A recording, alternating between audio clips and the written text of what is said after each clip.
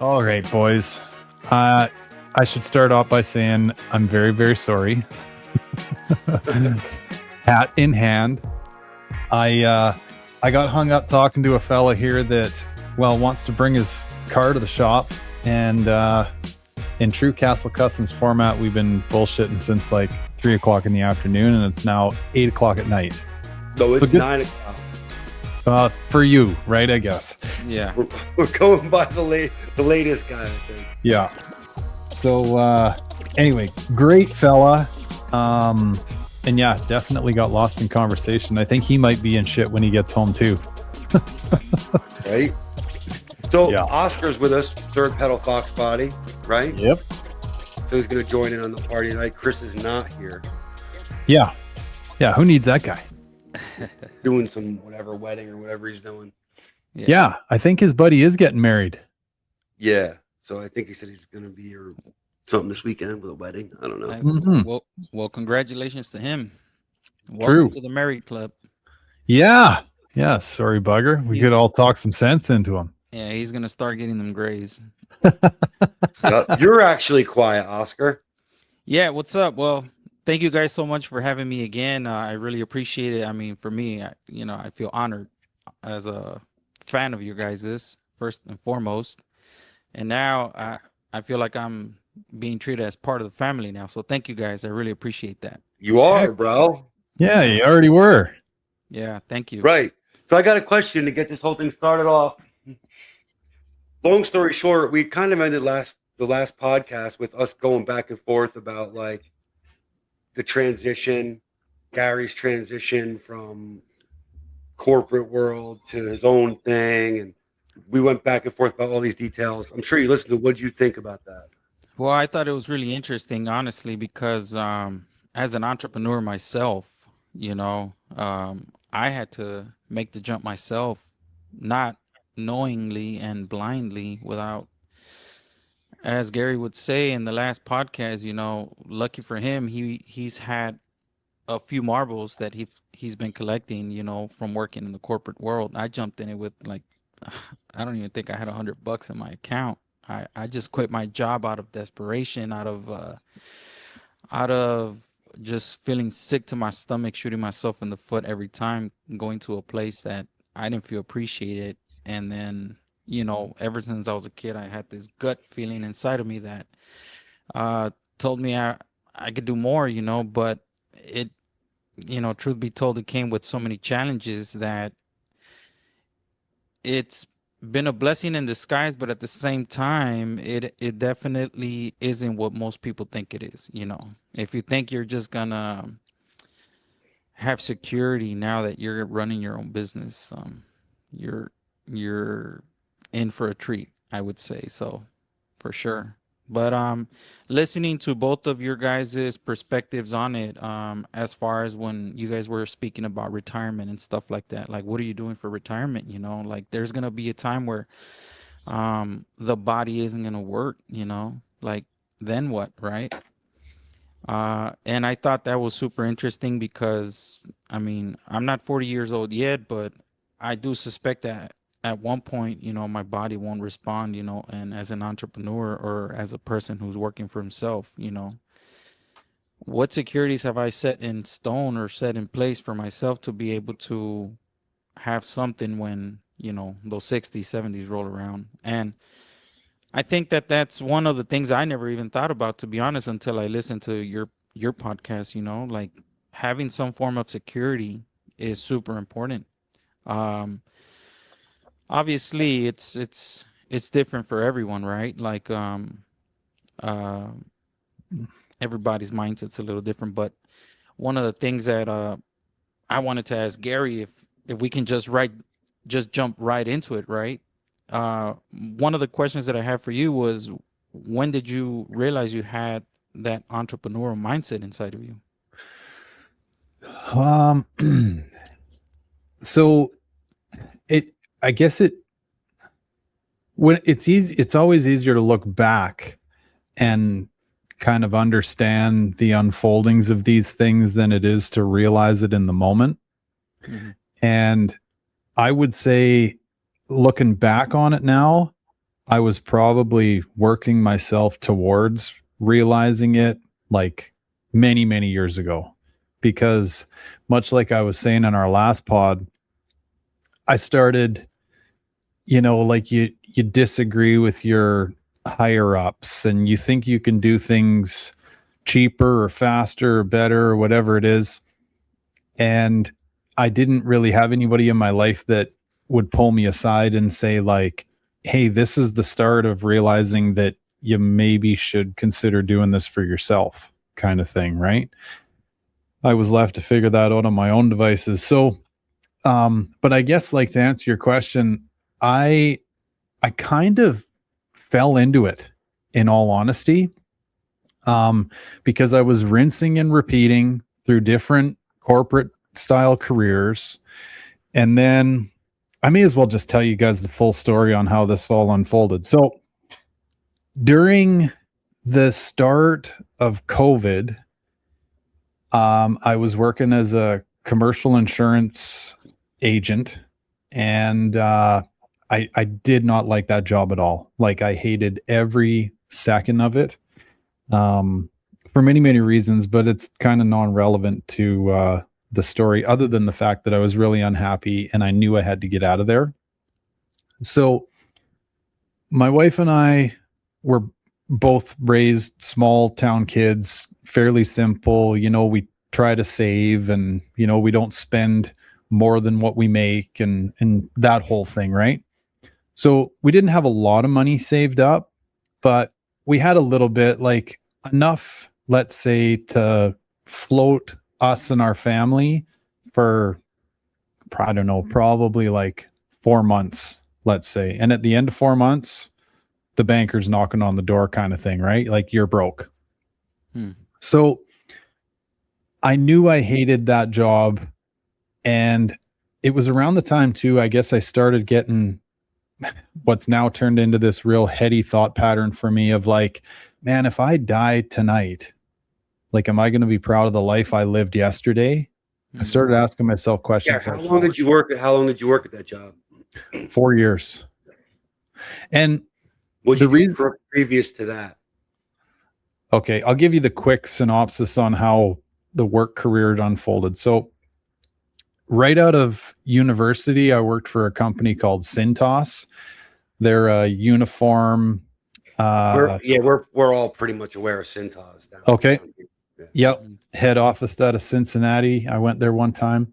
Anyway, so they hired me as a management trainee thing or whatever, and they kind of groom you towards being a GM.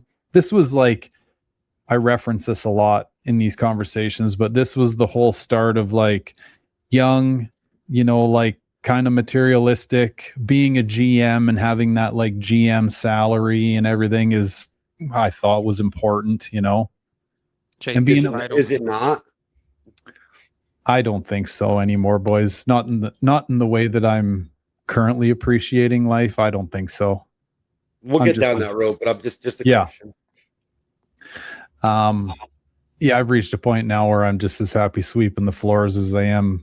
I'd rather sweep the floors than manage people, So anyway, I did that.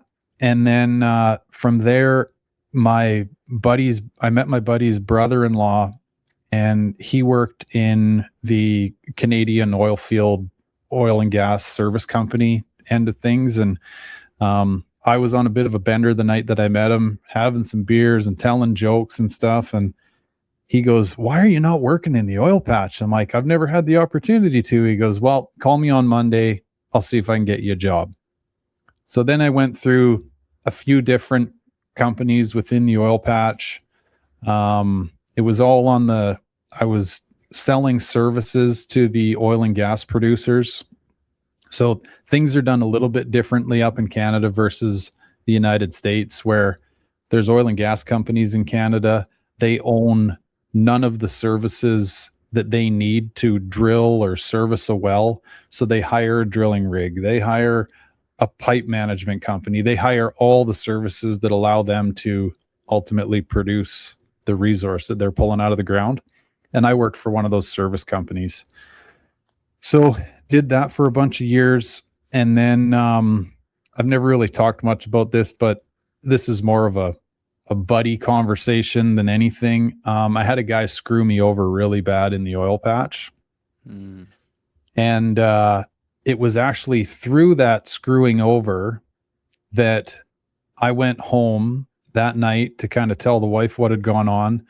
And whatever, we had a rough night that night. I woke up the next morning. I'm like, like, because of all of this, I'm kind of seeing some light at the end of this tunnel. I'm like, we always wanted to move from Alberta to British Columbia, get out into the mountains and stuff. I'm like, plus I was raised in British Columbia, but anyway, I'm like, maybe this is like a little bit of a sign from up above going like, hey, why don't you just go do that right now? Like kind of almost forced into making that decision. And anyway, we ultimately made that decision, moved out to British Columbia, and I interviewed at this commercial insurance place, actually through a fella. The guy that got me the interview was a guy that I'd worked previously at Cintas with. And so ended up getting the job there. But because I had made all these big boy decisions to move my family from Alberta to British Columbia, I felt committed to see this thing through, right? It was like, I can't just move out there and wave the white flag and be like, I don't want to do this anymore. Like, you're in, you got to do it, right? Mm-hmm. But then by the time COVID hit, I was like, I am so done with this. And then we all got sent home from work to work from home or whatever. And I had a little bit more time to think. And I was like, you know what? I'll be damned if I die tonight, don't wake up tomorrow and know that the last thing that I did was a job that I absolutely hated. So I said to the wife, I'm like, I think I'm going to quit. She's like, really? Like, what are you going to do? I'm like, actually, I don't know. Well, that's not good, right? And I'm like, the way I see it, we've got about 4 months worth of runway. And I said, I promise you, and I think I've proven myself to you so far in all the years we've been together, I promise you I will not let you down. But I think I just got to quit, and I got to sort of remind myself who I was. I've kind of lost track of who I used to be through all of these changes and this new job and everything else. So I'm like, I'm going to quit, and I'll have it figured out in 4 months. I'll have it figured out before then, but that's kind of the drop dead date. She's like, okay, I guess. Well, hold on. Yeah. It couldn't. So it was literally just, okay, I guess. Well, I don't know. Maybe I'm churching it up a little bit, but more or less it was like, Yeah, like, let's be okay, real about it. Let's be like, if we're going to talk about it, let's be honest about it. Like, the wife had no concerns. I mean, maybe just, okay, Gary, I support you. Go for it. Like, yeah, in a roundabout way. That's fine if that's the case, but I don't think a lot of people listening have that situation. Yeah, there would be some worry from wives, I think. Well, no, for sure. I don't want to paint the picture that there was no worry. There was most definitely worry, but I guess maybe the way that I had spun it, like the whole, hey, this is all on me. Trust me, I've got this handled kind of thing. Because to add a little bit more to the story, she goes, well, what are you going to do? I said, first and foremost, I want to get my shit together. And I want to, like I said, remind myself of who I used to be, because I feel like I've lost that. But I said, I really want to take a hard stab at opening up a shop and following my dreams, working on cars full time. Okay. And sorry, not to jump backwards again, ladies and gents, but before I went to university, I went and did my automotive service technician training.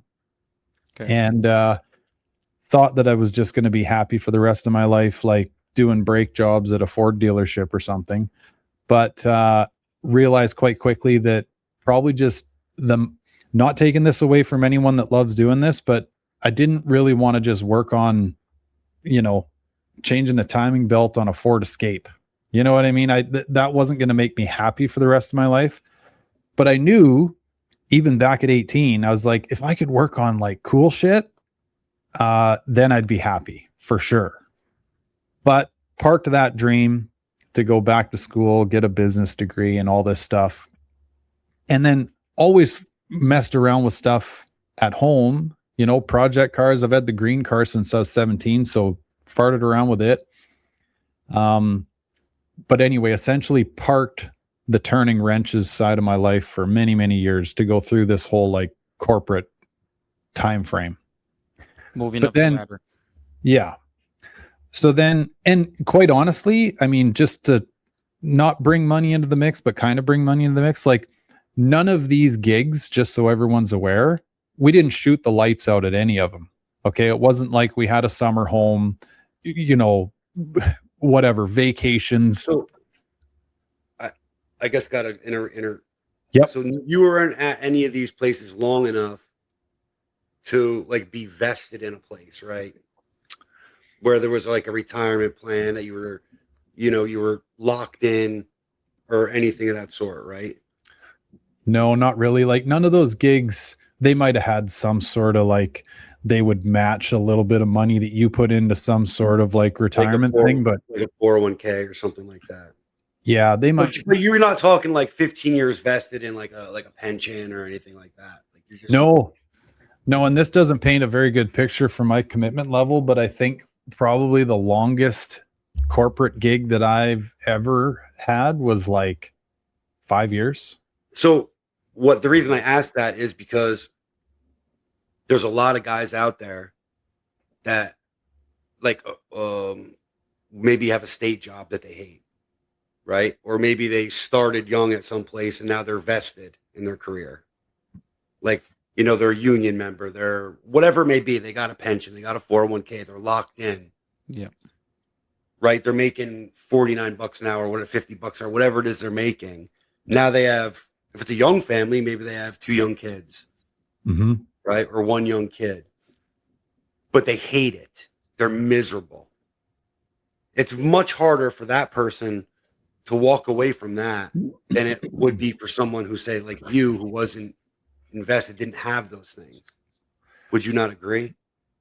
I mean, I would kind of disagree because, yeah, like just because I guess of all the things I've been through, like I was actually each and every time I made a switch, like I was, sometimes they were lateral moves, but I mean, these were all really good gigs. I mean, I know good is relative depending on where you live and what the cost of living in and all those things are. But like for all intents and purposes, like let's just say like I was making good money, but we weren't, making money in the sense that like we didn't have to worry about monthly bills and stuff like that. You know what I mean? Like okay, that's a good point, right?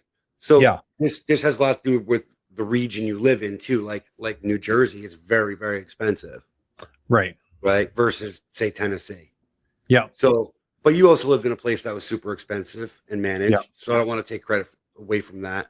But what I'm saying is, like, if you're a young guy with young kids and you have this secure job locked in and a new mortgage and you're struggling now, say, to walk away from that I would think it's a huge burden on somebody to just say, I'm not happy.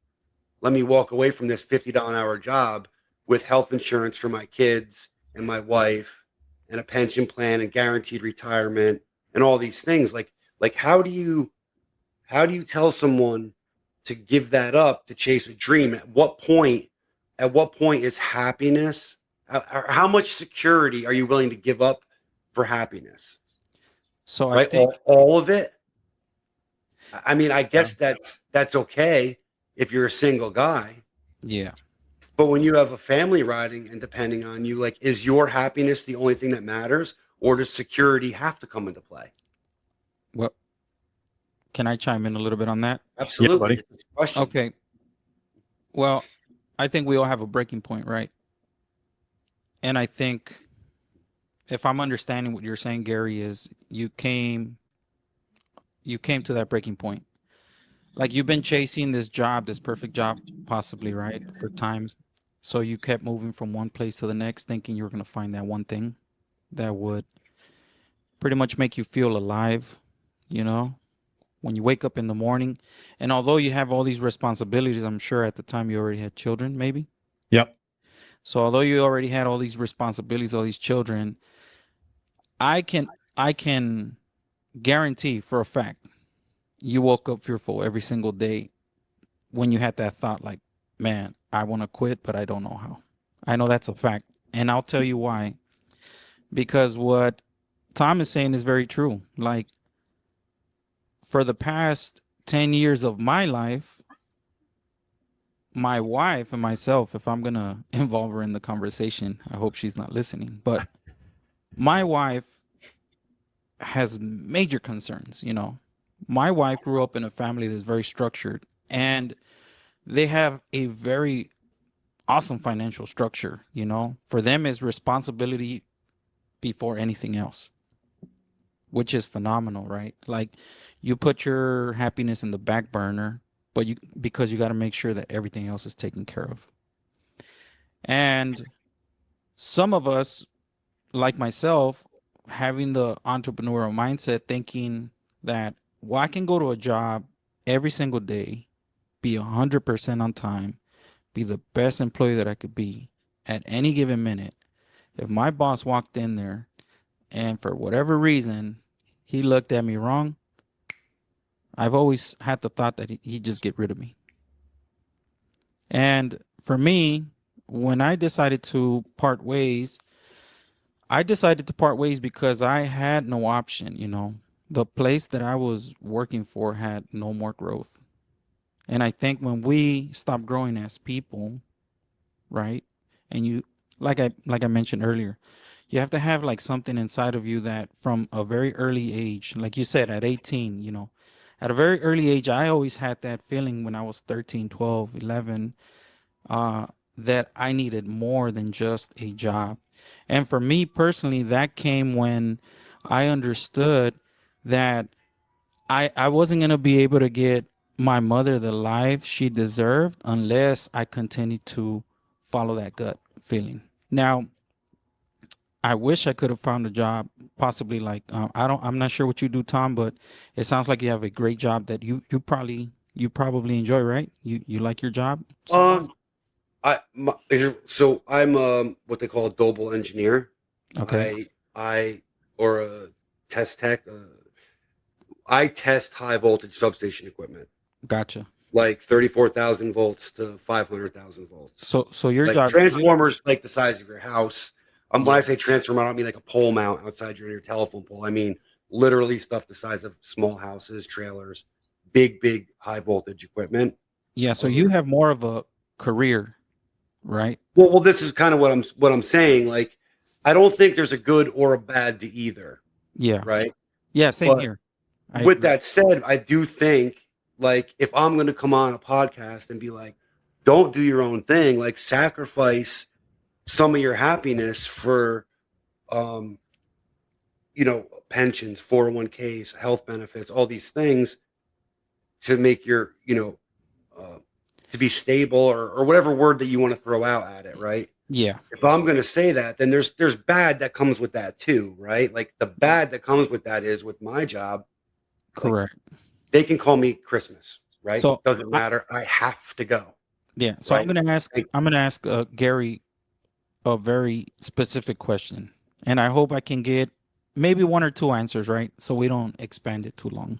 Yep. Give me two cons,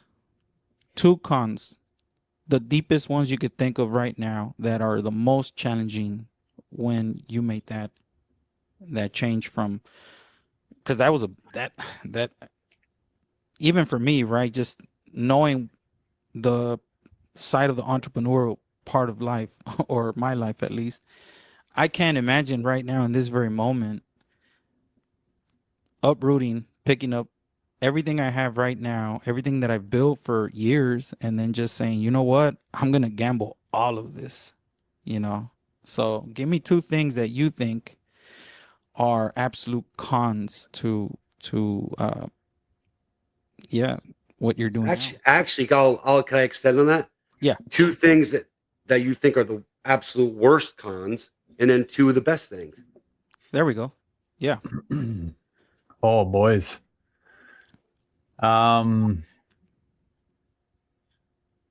Geez. I mean, I guess I don't have any quick answers, but the quick answers are always the best ones, right? Like telling more of the story that I was kind of trying to mumble my way through would probably add some more context to all this, but Go ahead. I'm sure we'll come back to it. No, you go ahead. Okay. So let's just hold the answer to that question, and then maybe it'll make more sense if I fill in a few more of the blanks. So sorry, and Oscar, to your point, like kids were involved in all of this too. So my first daughter was born when all three of my daughters were born during this whole oil field expedition. And actually during as we found out that our second daughter was coming along, the company that I was working for at the time closed its doors. Yeah. So I had a little experience of like, holy shit, what am I do now? Mm-hmm. And that was just like dial for dollars, like call everybody I know and tell them I'm out of work kind of thing. Found another job in the oil patch. And then when I referenced this guy kind of bent me over pretty good. We had just had our third daughter at that point in time. So we decided to make this move on a whim out to British Columbia, Canada, with a brand new born baby and two older daughters that were 6 and 4 at the time, or 5 and 3. Anyway, young family, right? So I guess you could say like, and they were, just so everybody knows too, like my kids are my whole world. I mean, I would literally sell my soul right now to save my children. So, don't think that this is all about me, even though I'm the one answering the questions here. Like they are the reason that I do everything that I do. So, I decided that I was going to quit this job, and I just had this like burning, like soul level desire to just be like, this feels right to get out of this mess. This is going to run me into the ground. And then I won't, because I'm doing this all for my kids, I won't even be around for them because I'll probably end up in some hospital bed dying a slow death. Like it was just awful for me. So quit. And, I just kind of went back to the basics. Like I picked up a book. I hadn't read a book in years. Like actually a lot of fluffy shit. Like I meditated and I sat outside and listened to the birds and had a coffee, like I just did real basic, simple stuff to try to like recenter myself, knowing full well that I guess I was just trusting that things were going to start coming to me and this was all going to start making sense. But along the way, I had kind of proven to myself, like I've always been someone that's very motivated. Like I joked around with Tom last week. I can't remember if we recorded it or not, but a few pods ago when we did the combination pod and everyone was telling me that, they're challenging me saying I'm going to be a little fluffier when I go to Foxbody Fest this year. I'm like, you're challenging the wrong guy here. Like in all honesty, don't challenge me with a good time. Cause like it's on then. Right. So always been very committed, very determined to make things happen. I'm a very, very dependable person. So I knew that about myself. So that helps you when you're making crazy decisions like just quitting your job without another one to go to and having 3 kids and a wife that depend on you. Because my wife didn't work at the time either. So she stay-at-home mom. I was the only source of income. Anyway, shortly thereafter, I had a friend call me and he said, hey, I'm doing an addition on this house. We lived in kind of a fairly, like what made it popular. It was on a lake and a lot of people had summer homes there and they were building an addition on a summer home for a person. And he said, hey, they've got this kind of opening, if you will. They almost have like a full-time employee around here that like helps them out around their house. And he's their right-hand man and, keeps the yard nice and whatever. And if they need something, they call him. Do you want to I know you're out of work right now. You quit your job. Do you want to come out and meet these folks? And I was like, it sounds great. And I'm super grateful for you to call. But I'm like, I had it in my head. I'm like, if I do that, that's just going to slow me down for accomplishing this other goal that I ultimately quit my job for. But anyway, he stayed at me, and I finally went out. I met these people, really nice folks. And I thought, yeah, you know what? Like, I could come out here once a week and check on your place or whatever it is you need me to do. Like, sure, let's do it.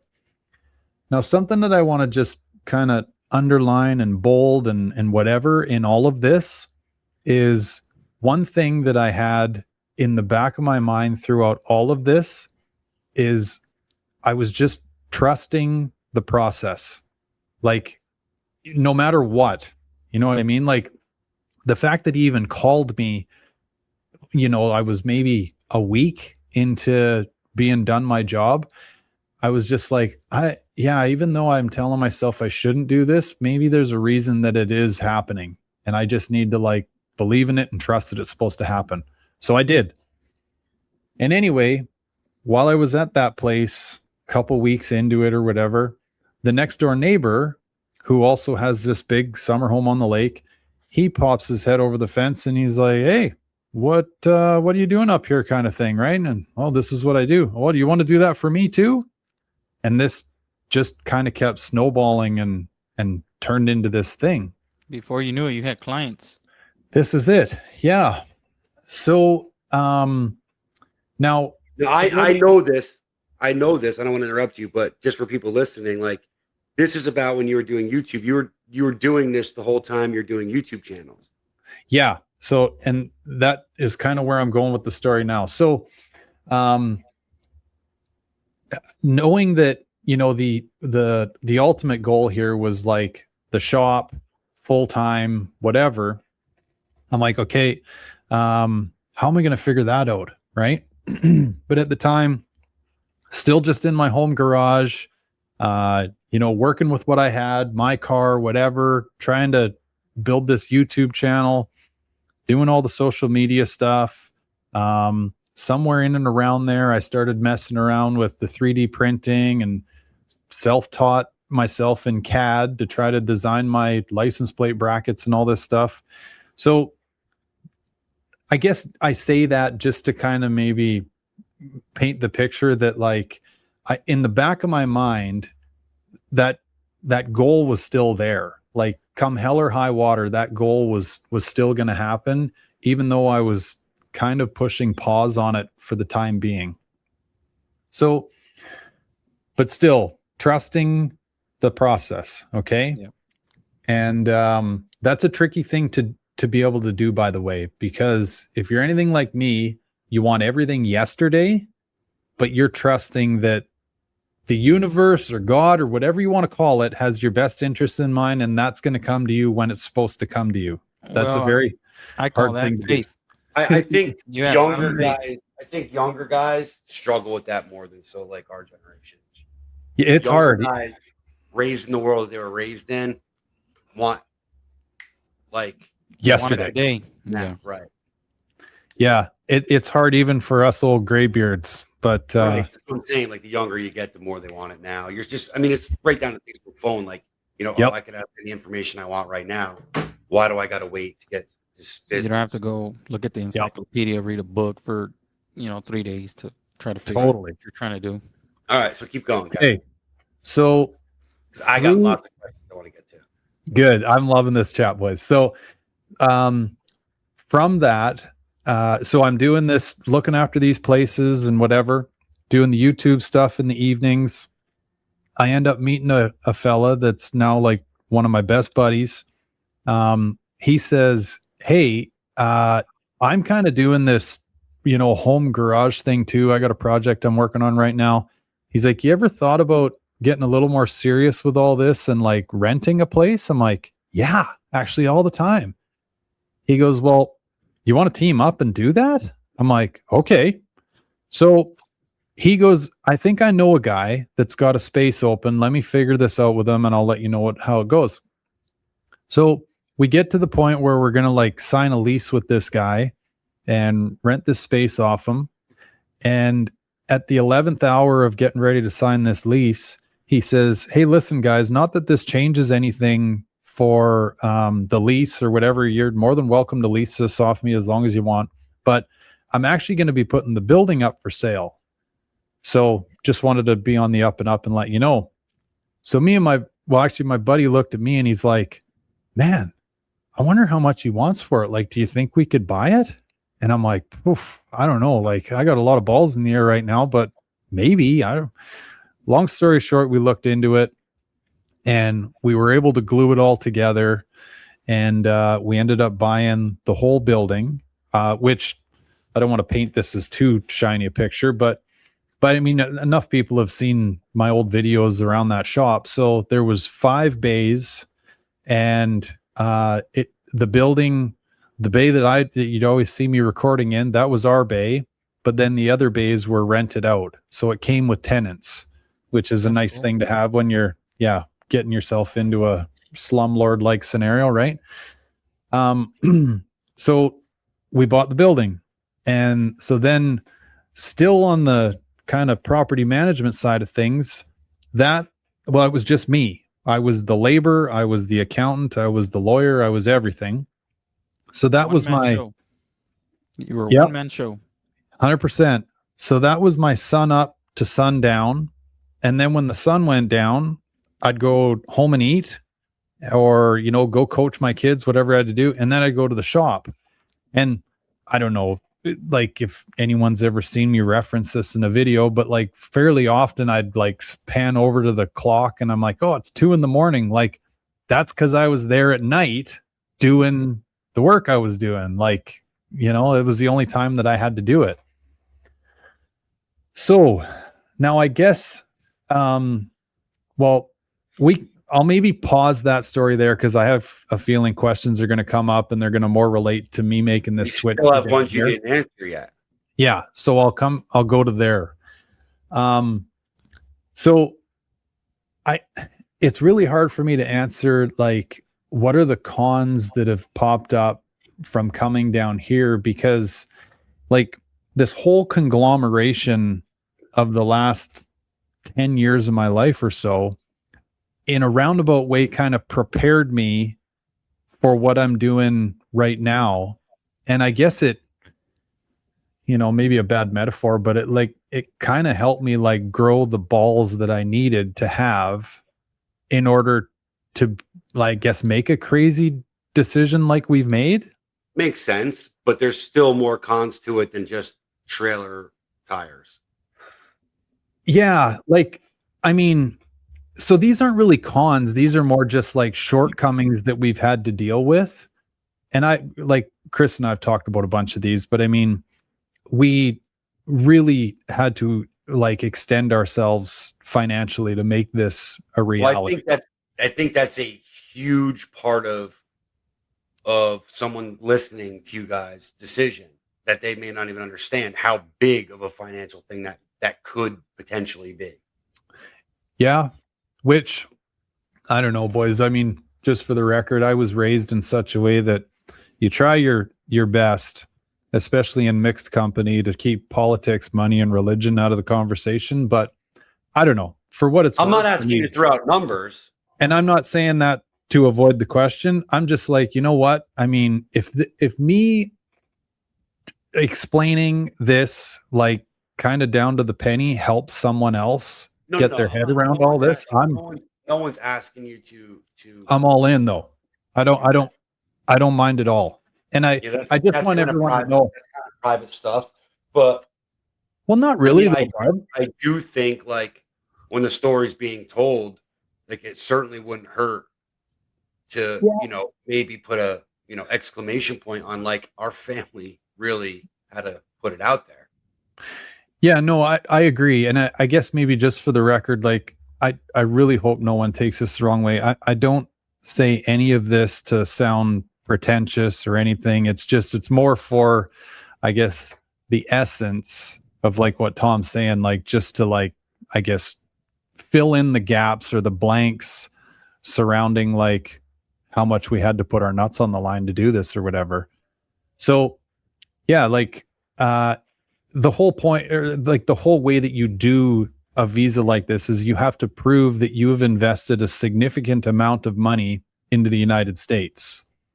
And that's really all they tell you. So it's kind of left to your interpretation to be like, what's a significant amount of money?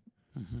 Well, in my case, and now what factors into this is like, you know, your reconnaissance expenses of like trying to figure out where you want to live and where your business is going to be, all that stuff, tools, equipment, leasing the building that I'm currently recording this podcast from. I mean, putting our house up for sale, you know, like all just actually that wasn't factored into the visa or anything, but that was just one of the things, right, that you got to go through, prepare your house for sale, all the stuff. But we invested in order to make this whole E2 visa a reality, we invested $110,000. Before now, everyone listening, I know this story. So Oscar, this is before Gary even had his meeting. If they were going to say yes or no, so potentially he could have lost $110,000. They could have declined him after spending 110 and said, "Sorry, you're beat." Yeah, I'm right about that, right? Oh, 150%. Right, this before your immigration meeting. Yeah, this money was literally spent like months before. So we had to spend that money before we submitted our paperwork for the meeting to see if you could get the meeting. And then at the meeting is where they tell you yay or nay. Right. So like all in. That's a big risk. Yeah. And I know I've been bringing this up all the way through. Like well, okay. Back to more of the story. So we buy this building. And when I say buy, we didn't pay cash. Like we had a mortgage on it and whatever. But we had the building for, it was around 4 years, maybe, I guess. So still all the daily stuff's going on with the property management stuff. And then we have this building kind of in the background. And then 4 years in, as we started getting more serious with wanting to make this move a reality, like, well, I talked to my buddy and I'm like, hey, what do you think about maybe listing the building for sale? And he's like, it's funny you bring this up. I was actually going to ask you the same thing. Okay, well, let's do it. So knowing we didn't even have our interview for the visa booked or anything yet, but I knew that, you know, we were going to have to invest money and I needed to get the money to invest. So maybe selling the building would allow me some money to do that with, right? Well, anyway, unbeknownst to us, we listed it on a Monday and it was sold that evening. Like it was just like, wow, boom, crazy. Yeah.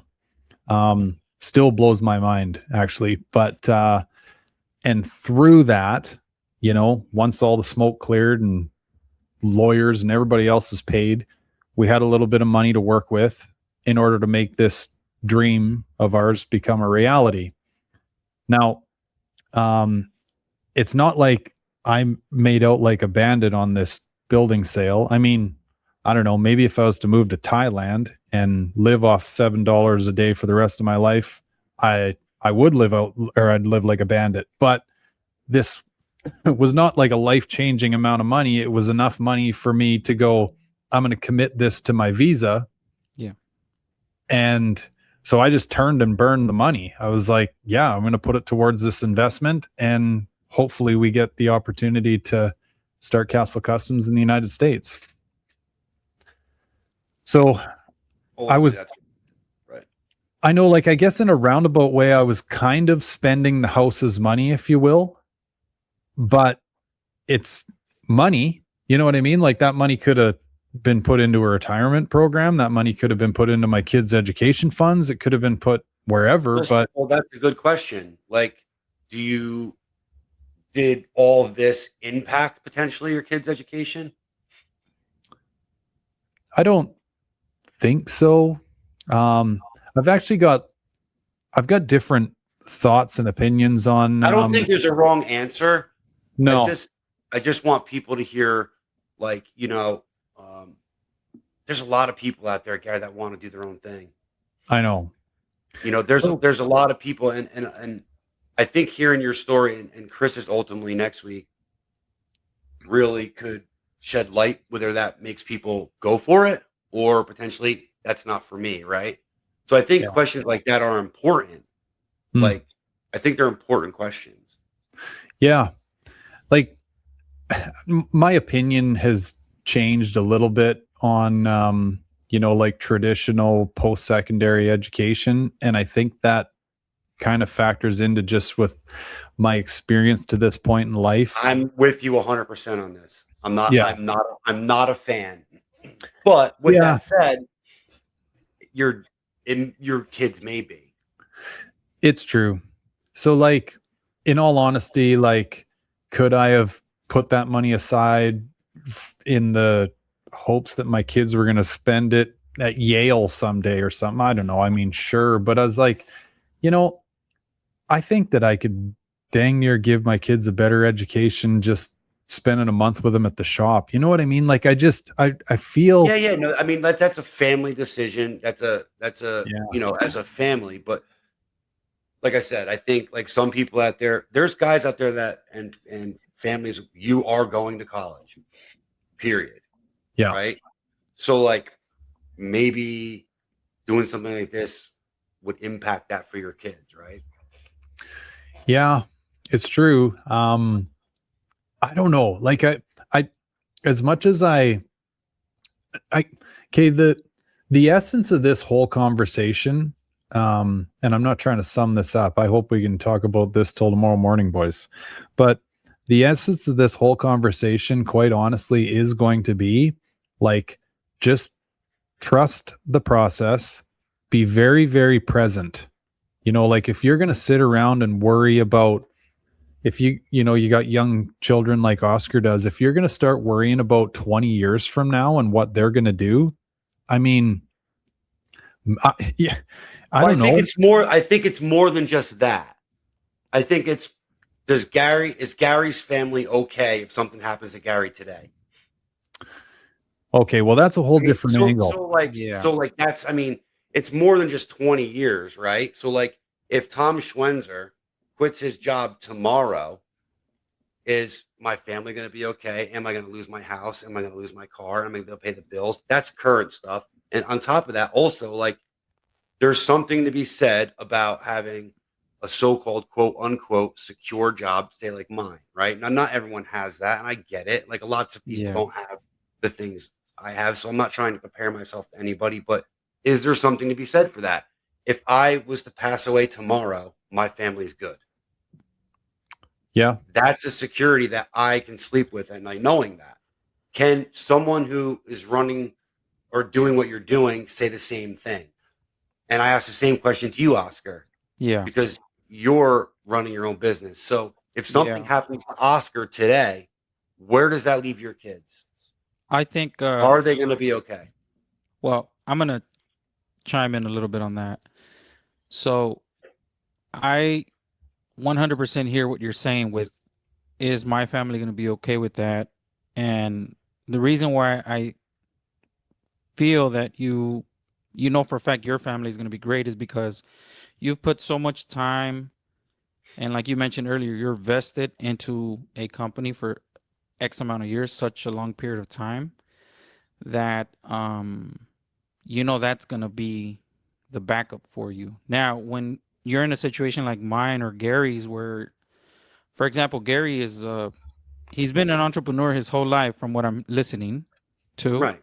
But just a recent business owner, and he's just now at the very start of what could potentially be life-changing business for himself, right? What Gary did, I just want to put it out there. I don't want to interrupt you, but I don't want it to come across here that I disagree with what Gary did.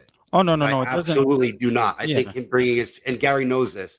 Yeah, no, I think the point you're making is for the listener, right? The average listener, right? Here, I'll break it down even more. Yeah. For the guy who's a cashier at Walmart, who gives a Correct, fuck, bro? Go do your own thing.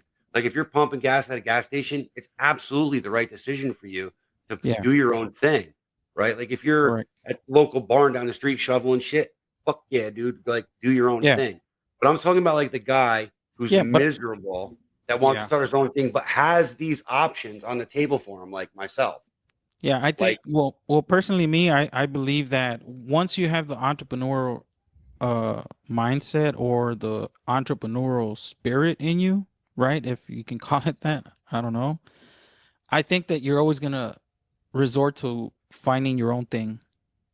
And I think for a lot of young people that are listening to, right?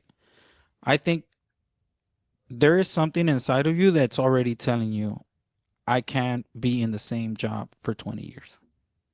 Because that's how I felt. Now, could I have had better opportunities in a corporate job that could have paid me, let's say two, three, $400,000? Chances are I would have still been unhappy. And chances are, although I had such a nice, secure position, my mind and my heart would have always chased that one thing for myself. well, I And I think that's think, a huge thing, dude. and Right? it is because, and I will say it as an entrepreneur now, right? That been in business for a little bit of time and has had every struggle in the book that you can think of, from having thousands of dollars to looking at my bank account for the next 4 weeks and seeing like 7 cents in there and thinking like, damn, now what? I'm going to give you a quick example. I'm going to give you a story. So maybe about 8 years ago, my first daughter, when she was like 6 months old. So when my daughter was 6 months old, um, I was running this t-shirt business and not being as diligent as Gary has been, because I didn't have the type of education Gary had, So when I jumped into entrepreneurship, I just jumped into something that I knew I needed to do as soon as possible, right? So me not being as diligent as he has been, and as reliable as he says, because I can admit that now. Paperwork for me was my kryptonite. You know, someone told me when you start business, your paperwork has to be your number one thing. Sales and everything else will come, but you have to be diligent. So I wasn't as diligent. So when I started collecting checks and I started making more money as a small DBA business owner, I didn't realize the whole tax system, right?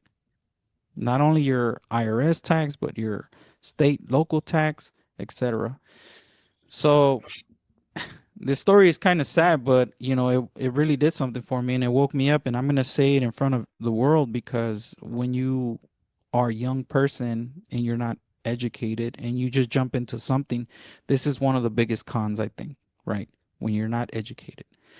There was a time in my life where the money wasn't great, but it was there and it was just sustaining our life. My next check was for the car payment. The next check was for the mortgage. The next check was just for the groceries. So one day I'm in California working. I'm now living here in Arizona. I go back to work, come back, my wife's like holding my 6-month-old in her arms. And I say, you know what? I'm gonna go to Walmart. I'm gonna get us food for the week. And I go to Walmart, got my grocery basket full of stuff. I get to the teller. I go to swipe my card, and the young guy tells me it's declined. Oof. So I'm like, wow. Okay, let's try it again. Maybe I put the wrong pin. Declined. And I do it again and declined. So then I said, give me a second. I need to call the bank. Something's not right. Maybe because I was in California, I'm in a different state now, and the security stuff.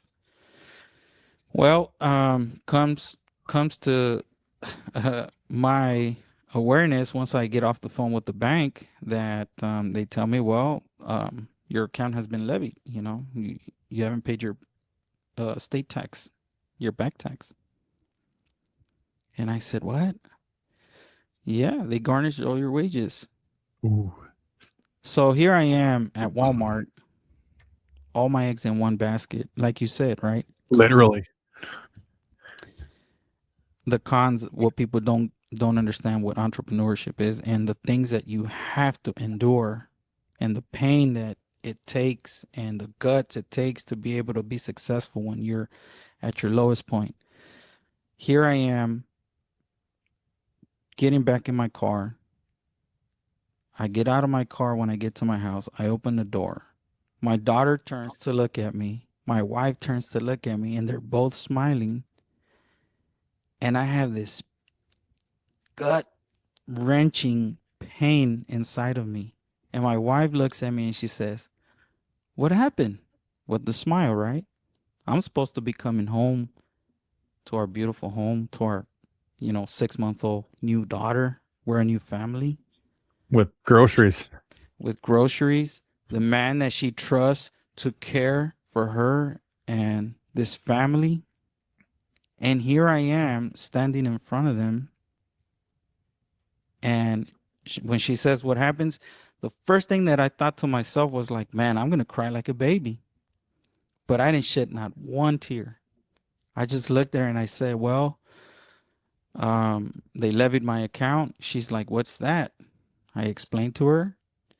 And she said, now what? So I got on the phone. I talked to the bank.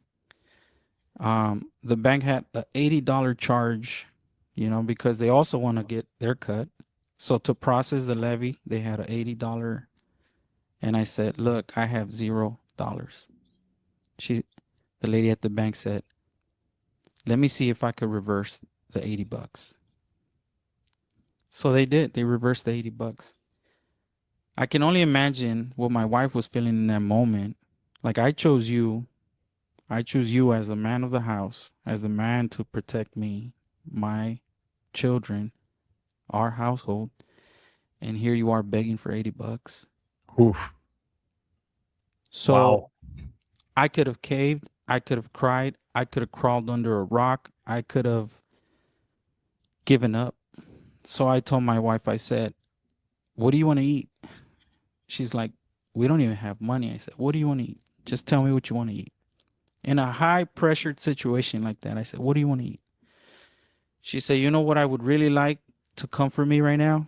She said, a California burrito. Say less. They gave me $80. I went straight to the Philly Birdos, they call it.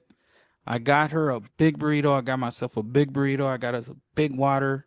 I got the large. I didn't care if I spend the whole 80. I said, man, we're going to eat good right now. We're going to eat really good. So the teller checked me out. I think it was like $50 or something. So I got $30 left. So then we finished eating. I looked at her and I said, I'm going back to Cali. And she said, for what? I said, tomorrow I'm going to Zelle you some money. And the first thing I thought of, I said, how many more people do I have to knock on their doors to offer my service so I can send my wife money? And I did. Very next day, thank God, got a few clients, knocked on a bunch of doors, got some deposits, and I was able to send her some money just for the groceries, right? Having the deposits to obviously take care of their work. Now I see my bank account, we got like $2,000 now. I'm getting ready. I'm like, okay, I'm going to take care of these customers. I'm going to stay here for 2 or 3 days. And then I'm just going to, keep it going. So I go see one of my bigger customers. And when I'm coming out of there, my brother gives me a phone call and I pick up the phone.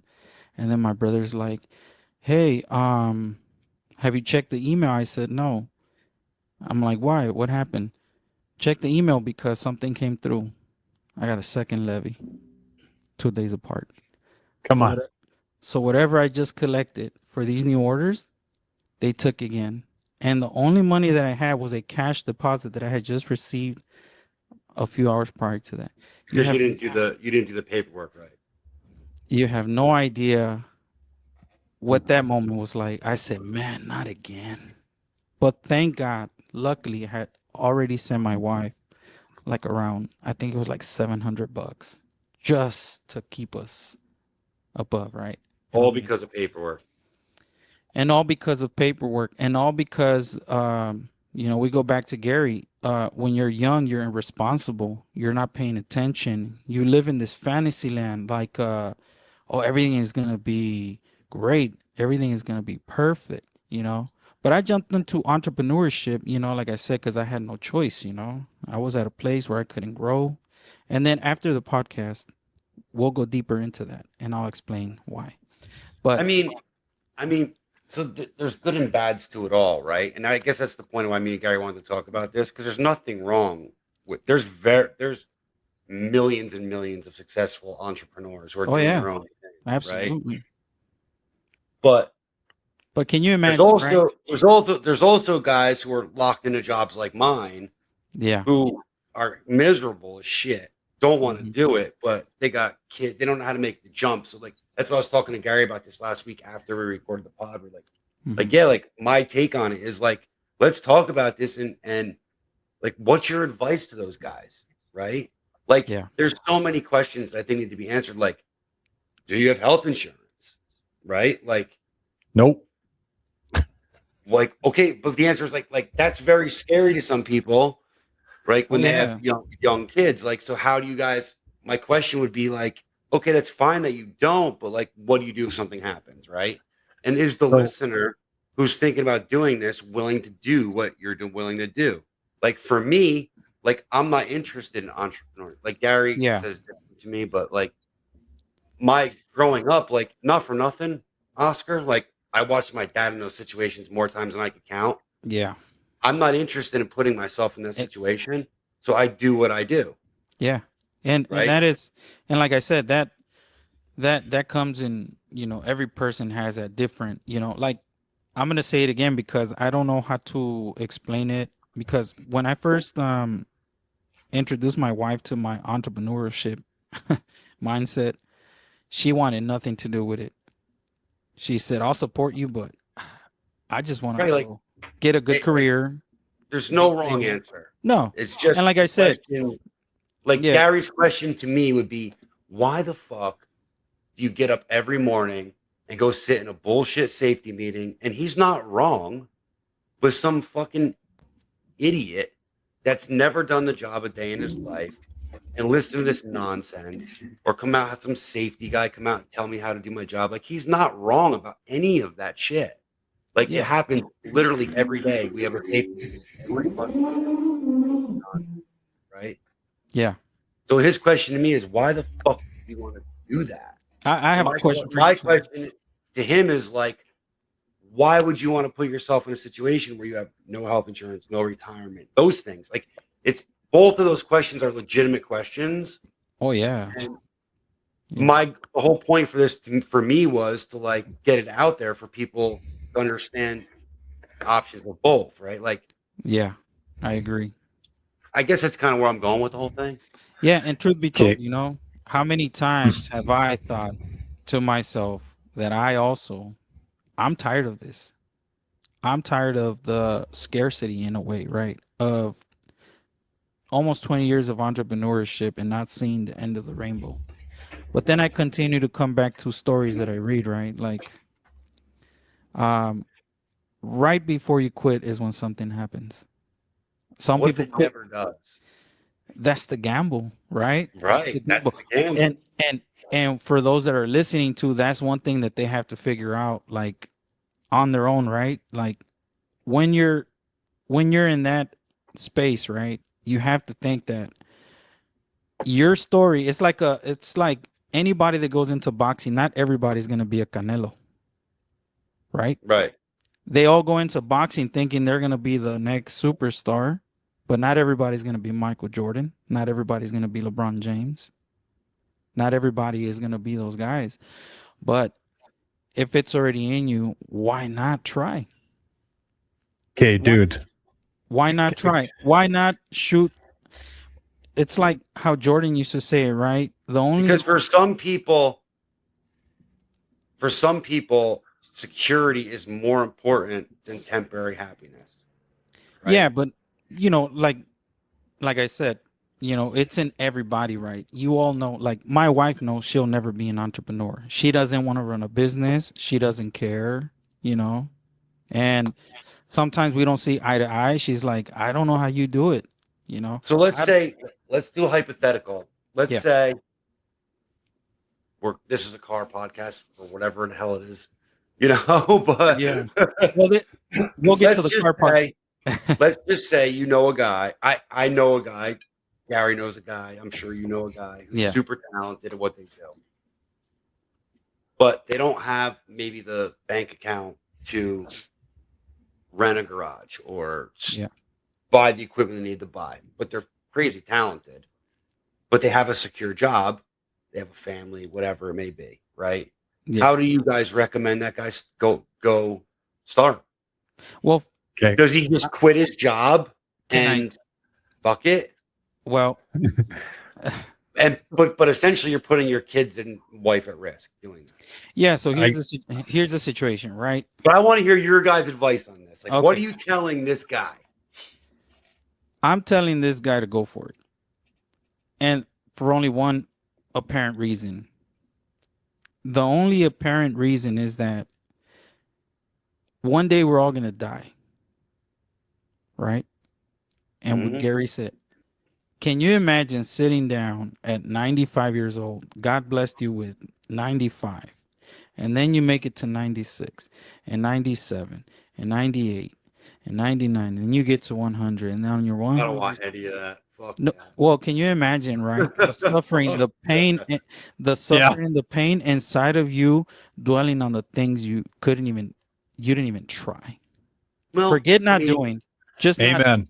Forget not. If I retire at say 58 years old because of the job I have, and then I get another 45 years of not working, I'm not regretting it. Well, you're not, but I mean, money doesn't last forever, right? Like retirement. It lasts as long as you're alive, bud. Okay, let me add to this, if you don't mind, Oscar. So yeah, go ahead. Because I didn't realize you were going to come out of your story telling me you got a secondary kick in the nuts there. Yeah, I was like, he's going to tell me it all worked out, and then I'm going to be able to bring him and Tom and kind of full circle this thing. However, I know because you're here on the podcast and your internet's not cutting out, you've come through that secondary kick in the nuts too, and now here we are. So all is well. But the thing that I'll add to this, gents, that I think kind of rounds this whole thing out a little bit is I know that the two of you, and I think I can safely say that anyone that is listening to this podcast has already proven to themselves in maybe some smaller than others, but like they have proven to themselves in some sort of way that they can be thrown adversity and they can figure it out. Like, I mean, I use this. That's always the answer, though, right? Like that's always what you guys say. Well, let me figure it out. Let me sort of ramble my way through this, and my apologies for the rambles, folks. But fuck, if you've listened to us long enough, you know that I ramble. So, like I use the example of Tom building War Admiral last week, right, on our pod. I'm like, that to me, well, it proves to me, and I think you should spend some time thinking about the fact that it proves to yourself that you, when pushed into a corner, will fight your way out of it come hell or high water. You will, I don't give a fuck if you got to use your teeth, your nails, you will find a way to make this happen. Yeah. And so applying this to Tom's hypothetical question of like, what do you tell this young guy that's got a half decent job and security and whatever? I mean, whenever I hear anyone say that there's security, I go, bullshit. Nothing's secure in life. You know, about the closest thing. There's a level for sure, depending on your job. Dude, bomb drops tomorrow. Nobody's secure. Yeah, okay? I get it, but I mean, there is. If we're talking strictly security, there is a level. Like union jobs, like my job, it's very hard to eliminate somebody, right? Okay, but there is a different level to different things. And not to get too deep into the weeds in this, because this is going to apply a little bit differently for everyone depending on how you're wired. But like going off of what Oscar was saying about the 100-year-old example, it's like, you know, spending some time considering what he's saying and going like, you know, if I do hit 100 and, you know, my wife's wiping my ass for me and my kids are wiping drool off my face and whatever, right? I think 100 is probably going to be a pretty miserable existence. But, you know, like while you're sitting there in the chair, you know, watching the birds out the window, thinking to yourself like, man, I wonder what it would have been like if I would have like acted on that one thing that I had when I was 45. Because at 45, we'll make all the excuses in the world like, oh, I'm like 15 years away from the average retirement age. And why would I start that now? Blah, blah, blah. Imagine what you're going to tell yourself at 100. Yeah. Right? Like, I can't even wipe my own ass anymore. Like, what the hell do I got any business starting a business for? So you're telling this guy to go for it. Yeah. And I have a question. I have a question for Tom, right? So, well, I'm going to give you a hypothetical too, right? Let's say Tom's been. Hold on one sec.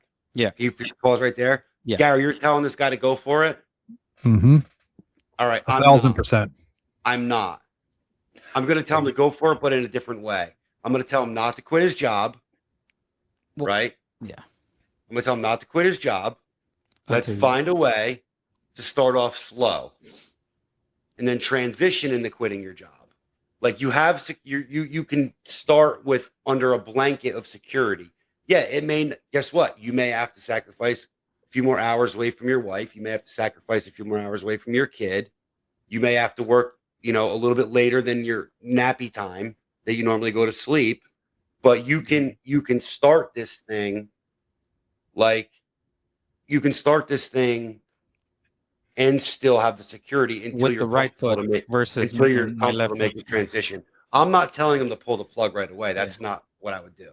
My advice would be start off slow because you have the opportunity to do that. The thing about it is, Gary, though, in today's world, everybody wants everything now, right? They just want to cut this tie and this be successful. And they're not willing to do the work. Like, and heck, I'm sorry, Oscar. Yeah. Hold that question because I want to get there. Yeah, I got it. Yeah. But like for me, Gary said this to me a couple of times about War Admiral. I'm trying to take this for everyone listening from approach not of my personal self. Right? This whole conversation has always been not of my personal self. Do I believe? I personally believe that I will have more benefits, a better retirement, and all that with a say a union type position. Yeah. I do believe that 100%. Do I sacrifice some happiness for that? Absolutely. I'd rather be working in a hunting store. That's what I like to do. But there's no money there, and money means something to me. I'm not going to lie. Because it is, whether you want to say it or you don't want to say it, money is a necessary evil in this world. Whether it's a little bit or it's a lot, you need money to survive. Unless you're going to go move off fucking grid in Alaska and fucking chase raccoons around the forest. Like, I thought about doing that a few times. Some form or fashion, money comes into play in our lives, especially if you have children and all those things. So absolutely, it is important to me growing up without the security of this stuff and going through situations and watching my father walk into a church and beg for money to pay for our mortgage and all these things because there's no other avenue and the church gave him money. I've been down all these roads too. Why would I want to put myself in that situation if I have an opportunity not to? Now, granted, what Gary's saying and what you were saying is I am giving up a little bit of my own happiness for that. Sure. I would much rather be working in a gun store playing with AR-15s. Hey, buy this motherfucker, right? Well, I'm not gonna make $12 an hour either. Yeah. So, like, I just do that as a hobby to get my enjoyment out of it, and I make my money where I make my money. That's my personal approach to it. And I think you're right. Yeah, I mean, you know, that's kind of my take on the thing. My advice to be the guy would be like, yeah, okay, your job sucks ass, but guess what? Like, you're supporting your family, you're doing all the things. Like, keep that going, but now put it into another gear, like I would do. right? Like Mhm. I sleep in trucks. Like I work 90 hours a week when I want something, right? Yeah. I'm not crying like a little bitch that I'm Sure. working like 90 hours a week. I'll say I'm tired, sure, because I am. But are you willing to do what it takes to make this business work and not lose your security? Because there is a path to do that, Yeah. I think. But I don't think people these days necessarily want to do that. Some do, right? Like some people do. I don't know. That's just my take on it. Go ahead with your question. Yeah, I think it's a great take because me having gone through that, I mean, I wouldn't recommend somebody quit their job when they have even 20 grand in their account and they don't know when their next, you know, dollars coming in. Yeah, if you I have mean, if you because you have the can invest. opportunity to make the transition while Yeah, you're still where you are, like take that opportunity. Yeah, of course it's going to come with some shortcomings. correct. Probably time, right? Like Yeah, time Yeah. is probably going to be the one. And yeah, yeah, and okay, you may go, not see your wife 6 hours a night, you may see her 4 or 3. yeah, But if she's willing to or wants to see you reach these goals, she's going to be part of that, right? And well, yeah. I mean, and if the end goal is you're trying to build a better life for your kid, well, what is it? Like to me, it's like when I don't see Sam for 90 hours, if it's this week, do I hate it? I absolutely hate it. I've been yeah, called out 3 Christmases in a row. Now, I've given up 3 Christmases in a row, 2 Thanksgivings. I can go down the list of holidays, right? But the end result is when I leave this earth, I want to start the reset button for my kid, yeah. right? And I'm Like the Schwenzer name or whatever who is listening, like you don't have to be what the history of your family's been. correct. Like you, me, Gary, and everyone listening has the chance to reset that and start a new chapter. For Correct. me, I want Samantha to be better off than I was. I want my grandkids eventually to be better off than Samantha. At some point, somebody has to sacrifice to make that Absolutely. happen, right? Yep. Like that just doesn't happen naturally, right? Like if your family is poor, generation after generation after generation, well, at some point, somebody has to stop and say, you know what? Got to break the Our cycle family's there. done being poor. I'm going to put in the work so that the future of my family can be better than the past. That's what I'm willing to do, right? Now, does that come with not seeing Sam on Christmas sometimes? Sure, it does. Do I hate it? I absolutely do. May I regret it when I die? I may. But I will also not regret knowing that my family, the future of my family, is better off than me. So what's more important to you? That's the question. Yeah. And that's my take on it. Yeah, I think your take I'm is willing to sacrifice my yourself. happiness so my daughter and my grandkids and my great grandkids don't have to live the same life every other Schwenzer before me did. Now, Correct. some people are going to say, I don't want to regret any of it. I want to spend every waking second with my children. That's not a wrong answer. No. But are your kids going to get a different result than the past? I don't know, right? That's the question. So Yeah, and that's kind of I think that's a great answer too. That's the question, and that is also the answer. We don't know. right. Mm-hmm. I just know that someone has to set the reset button. Yeah. Now, listen, if you're born with a silver spoon and you're born with all these things and you're just born not with a silver spoon, you're just born completely content and you don't care or you think that the future of your kids is fine, the way things have been going, and you're fine with that, then fine. Like there's no wrong answer to this solution. Just for me and my background. And Oscar, I would imagine knowing your background Yeah. that you would want that too. I do. And I think you just described what I work for, Right. What you just described as a parent, a father, an entrepreneur, whatever. You just described exactly what I want for my family, Right. So I mean just that's kind of my I want the same thing you want, but I just think I'm taking a different avenue than you. There's no right. There's no You know? wrong answer. Like I So don't I want think people to think that. Yeah, no, I think we both want the same thing, and I think anybody who's listening also wants the same thing for their family. My only thing is, one day I realized that I only had a certain amount of hours in the day, and I couldn't multiply them. But with a Right. service or a product, that changes, and Yeah. that's where it changed for me. So I can go that route too, and I've done it many times. I mean, just this last whole month before my son was born, my wife's like, "You're not even enjoying the last month of my last pregnancy. Why? Because I'm always out working." Ask her And if my she's and enjoying it. Tell her and when my she starts enjoying it, you'll no, enjoy yeah, yeah, it. but I understand what she's saying. But I understand what she's saying, right? But my responsibility as the man of the house, as the father, as the leader of the house, if in this moment that's my job, right? That's what I'm supposed to do, then I can't put my feelings in front of that. I have to put my feelings aside and just do what you're doing. Be responsible. Uh, and I had a friend of mine. He recently told me, he said, "We cry when no one's listening." Well, I mean, that's the So truth, right?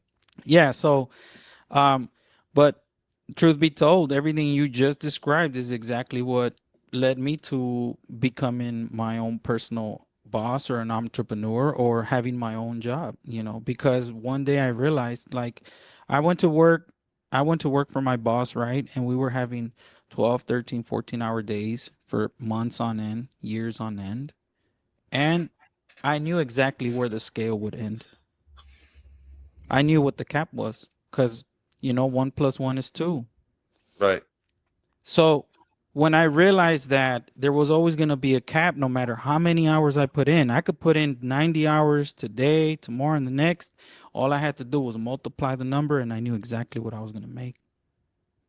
And once I understood that I couldn't trade time for money at the rate that I wanted, at the future that I wanted for my children, at the, you know, I want my kids to have good health care. I want my kids to be able to be secure when they go to college. I want to create a college fund for them. I knew that no matter what, and we go back to it, right? The opportunities that I have maybe didn't pay me enough to think outside of that box. Maybe if I had a job that was paying me maybe 50, 60, $80 an hour, maybe it could be a little different, or I would think different. But in the moment, me making $9 an hour, Yeah, it wouldn't when doesn't I mul- equate. when it didn't equate, Yeah, it I doesn't. knew that I couldn't trade time for money anymore. Yeah, you can make triple time at that rate, and it's not going to pay off. Exactly. So, and that's what I mean. A lot of people, their current situation might be different. You could have somebody like you said that start off at Walmart making $12 an hour, and they work their way up to $20 an hour. You go to work 10 hours for $20. You get the number right, and then you have people that, hey, I just bought these wheels, I painted them, I resold them, and I made the same amount of money in 3 hours. You know what's Nope. sad, Gary? Hmm. It's sad that this whole conversation boils down to money. Well, I mean, money and I mean, happiness, right? What you want for your life. it kind of does, right? Like if everyone didn't need money, you would always choose happiness. well, it's Yeah. true. I mean, But you need the money, right? I'm not saying that money is the reason why you do certain things. I mean, at least for myself, right? I can speak for myself. I'm not gonna talk for anyone else or make it out to be something. But anytime I go 100% head first on a project or something that I'm passionate about, the last thing I think about is money. Like me too. I'm building a car. Oh, I mean, I'm I'll not piss think. you. Yeah, you know what I'm saying. Like if I if I'm building my car, right? For example, right? I'm not thinking that, oh, Fox bodies are getting expensive. I'm building this because I know that in 10 years I could sell it for 80 grand. I'm Right, not building it for that. right. So it just, I think it varies, but I'm gonna put it right here on the record, right?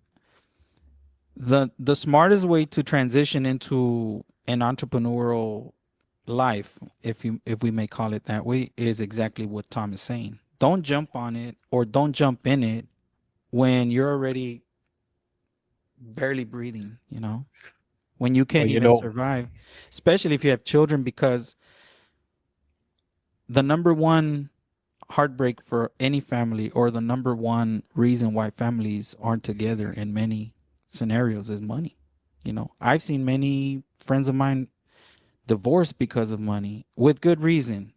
We're gonna get into this a little bit. Sorry. Don't If you're, apologize to us. yeah, if your spouse, right, if your spouse can't trust that you don't have the means to provide for them because you're always chasing something, and you're choosing that something over your responsibility as a man of the household, for good reason, they'll leave you, right? yep. And then the next person you get with will do the same, and again and again and again. So I think something that Gary said earlier resonated with me. He said, I think that I have proven myself throughout time for my wife to be able to trust that I'm going to jump into this, because she's confident in me, that she's always seen me start and finish projects. And she knows and she trusts that I will succeed no matter what.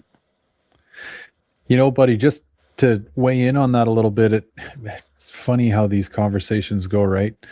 You guys are going exactly kind of where I wanted to answer this from. So I said earlier about, in a very long-winded manner, I said, I think each and every one of us listening to this conversation has proven to themselves in one way, shape, or form that if there is something that means that much to you, you will see that thing through, come hell or high water. And applying that to, well, the story that I told, because like I said to you guys as I was telling that story, I'm like, this is so much easier for me to look back on now and realize where these kind of light bulb moments were for me, that I was like, oh yeah, wait a minute, I have sort of proven to myself that I can do these things.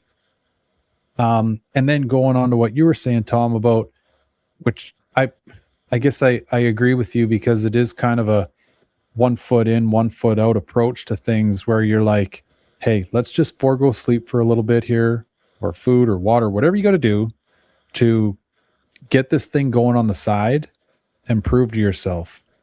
And like for me, it was, okay, I told myself I was going to start an Instagram account and hopefully gain a couple followers, right? And then it was a YouTube channel, and then it was the Etsy license plate bracket 3D printing thing, and then it was this, and then it was that. So during my look back, I see all these little things where I'm like, yeah, you know what? Like, I proved to myself, when I'm backed into a corner, I will work my way out of it no matter what. Like no one, no thing, no nothing is going to stop me from doing this. And spending some time, I guess, just thinking about that and reminding yourself how committed you can be to a cause and see it through will help you get to that point where you can be like, yeah, you know what? I am going to do the 1 foot in, 1 foot out, or I'm just going to go all in. Like at the time that I went all in and quit my job, right? 3 kids, wife she doesn't work. We have zero income coming in. At the time that I did that, I didn't know it at the time, but I had already proven to myself multiple times that I can be backed into a corner and work my way out of it. And without knowing it, that probably gave me enough of a push to be like, I'm going to do this. Because like I said, even replaying our conversation in my mind, I even said it this way. I was like, I told my wife, I will have this figured out in 4 months. Trust me. Okay. I've proven this to you before. You think that's a trait that most people have, though? Because I don't. Well, okay. That's an interesting question. I personally believe that everyone does possess this.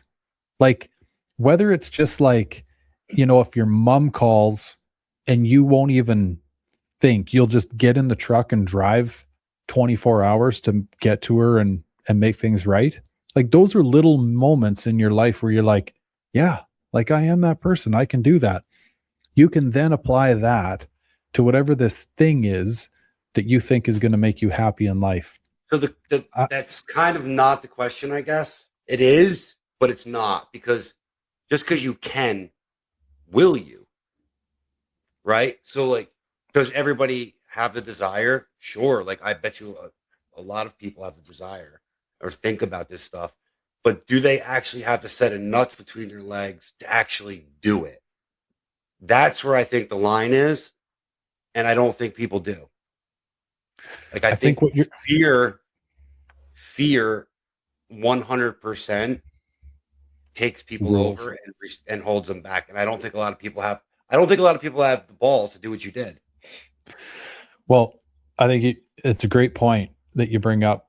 And I have a funny feeling that the conversation you're going to have with Chris is going to absolutely mirror this, in that he'll tell you something along the exact same lines. I think Oscar would probably tell you the exact same thing too. Anyone out there that's done this will tell you that you may not think you have the nuts, but like I'm saying, if you sit there long enough and you think back on your life, on all those little times where you proved to yourself where you did have nuts, maybe it seemed like they were mice nuts, but in all honesty, they're like carbon copies of the nuts that you think you have to make this leap in life. Then there's a whole nother level to it, which, like I say, is the like all in no matter what. And that's where weird things happen. And I mean, this is the thing that I said on the last pod where I'm like, I wish that every single person out there could experience this. It's the weirdest thing ever, but something weird happens when you prove to whatever it is that you believe in life, God, the universe, I don't care what you call it. When you go all in, it goes, copy that, and it gives back. I don't know the mechanism. I don't know. I don't understand it. I just know it. And it honestly works. It's as, I know to most people when they hear that, they think, so you're trying to tell me if I jump off a cliff, something's going to catch me? And this is going to sound weird, but I'm going to tell you, yeah, it does. I agree with you. I agree with you. I do agree with you, but I think what Tom is saying is, I think what he's saying is, and I agree with Tom on this one. I don't think everyone has the same drive. No, they're not willing. They're not willing to work that 2 extra hours when they're tired. Yeah, they're not willing to give up an hour with their wife. They're not willing to all those things. Like, people just aren't willing. I think people possess it, but I don't think people have that the same drive as many people that are successful do. Because if that were the case, everybody would be millionaires. There would be more successful people than there weren't successful people. I do think that you have to have that one thing that gives you that drive. I mean, like, for example, right, with building a car, right? With building a car, some people are just comfortable with, oh, my car runs.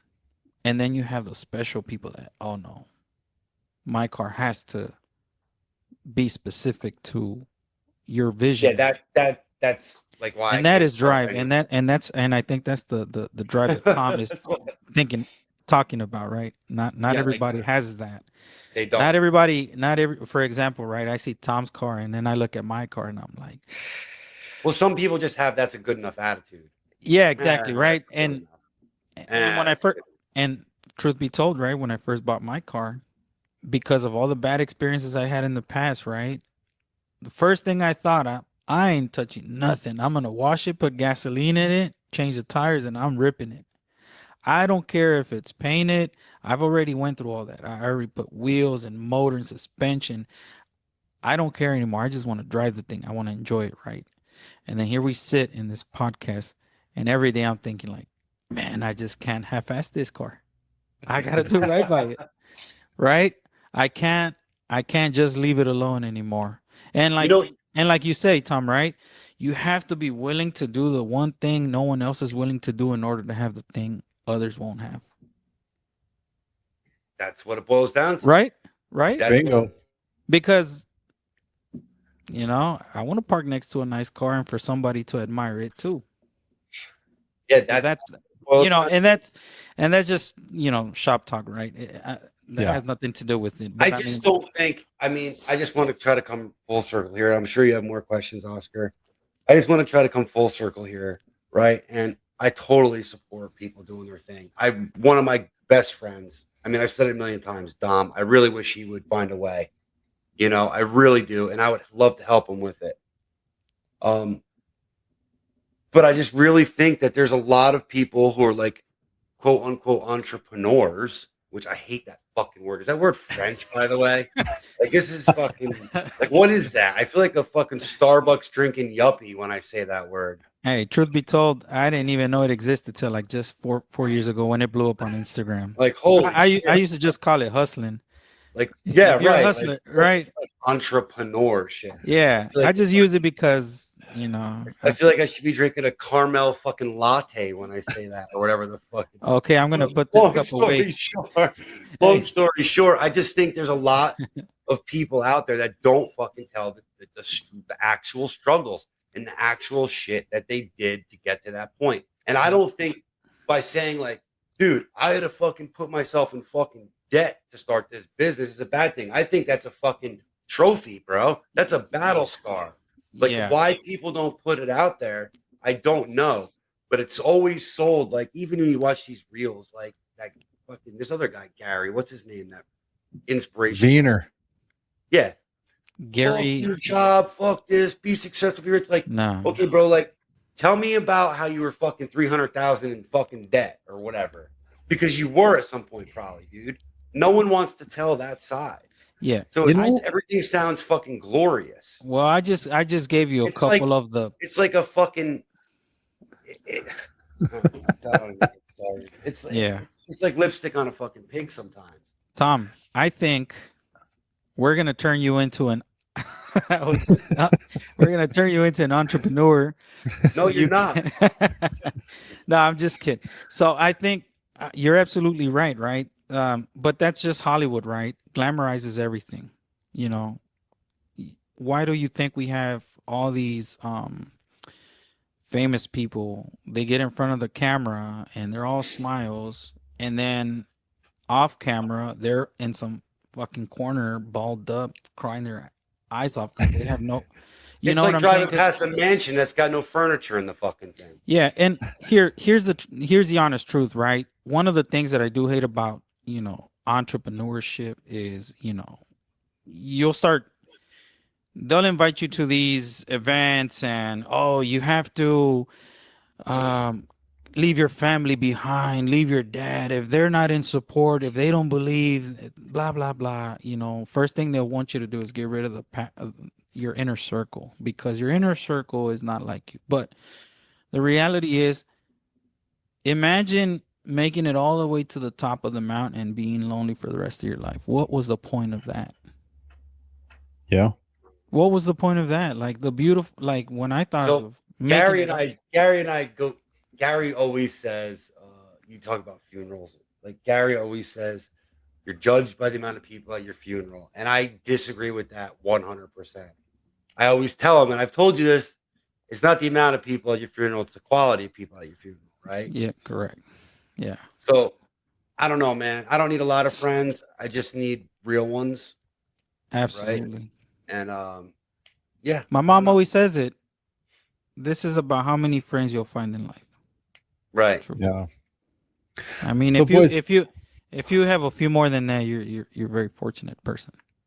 I mean, I've had something dawn on me hearing your guys' takes on this, and I honestly didn't think about it until just now, but I think it may answer your question, Tom. I can't speak for the other Gary that we're referring to, but I'll speak about this Gary and probably Chris and whatever, anybody that's wired like me. The reason that I think it's probably so hard for somebody that's doing what I'm doing to answer that question that came up earlier, like, what are the two cons that you've faced that you know, were unforeseen or that really buried you or whatever? I think the reason that it's so hard for me, and maybe I'll apply this to everyone else out there, to answer those questions, is it's like you honestly you don't look at these things as like downfalls or shortcomings or whatever. Like, you know, for me in the time zone that I'm at I'm in right now, it's 9:45. I kissed my kids goodbye for school this morning. Actually, 2 of the 3. I missed the first one, but I haven't eaten since 8 o'clock this morning.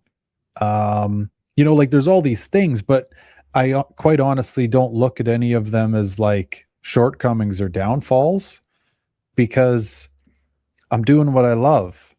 So Like, you don't consider, and this is a straight up real question. yeah, You don't consider not having health insurance a downfall? nope.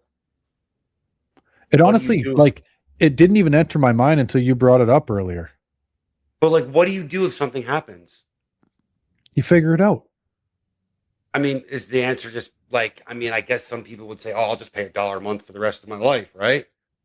But that's Like, okay, maybe just to like throw. We're talking like, I mean, honest to fucking God, this is a real question. Like, Yeah. That's not a downfall. Like, say you don't take it for yourself, for your wife, right? But like, you don't think it's a downfall that your kids don't have it? I mean, I just look at it, buddy, like just like everything else that I've proven to myself in the 45 years I've been on Earth, I'll figure it out. Now, just to add a little more context to that, I mean, I do not have health insurance right now. On June 1st, I do.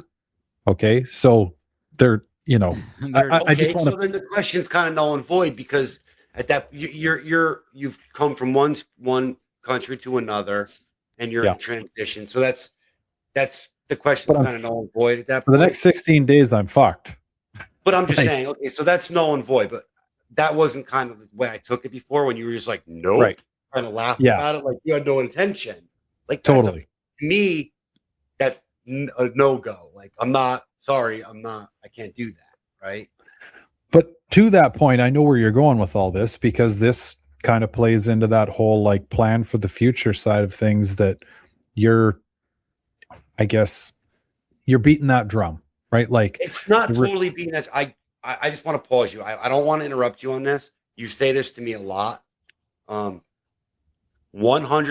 Gary. I try to plan for the future. Yes. Yeah.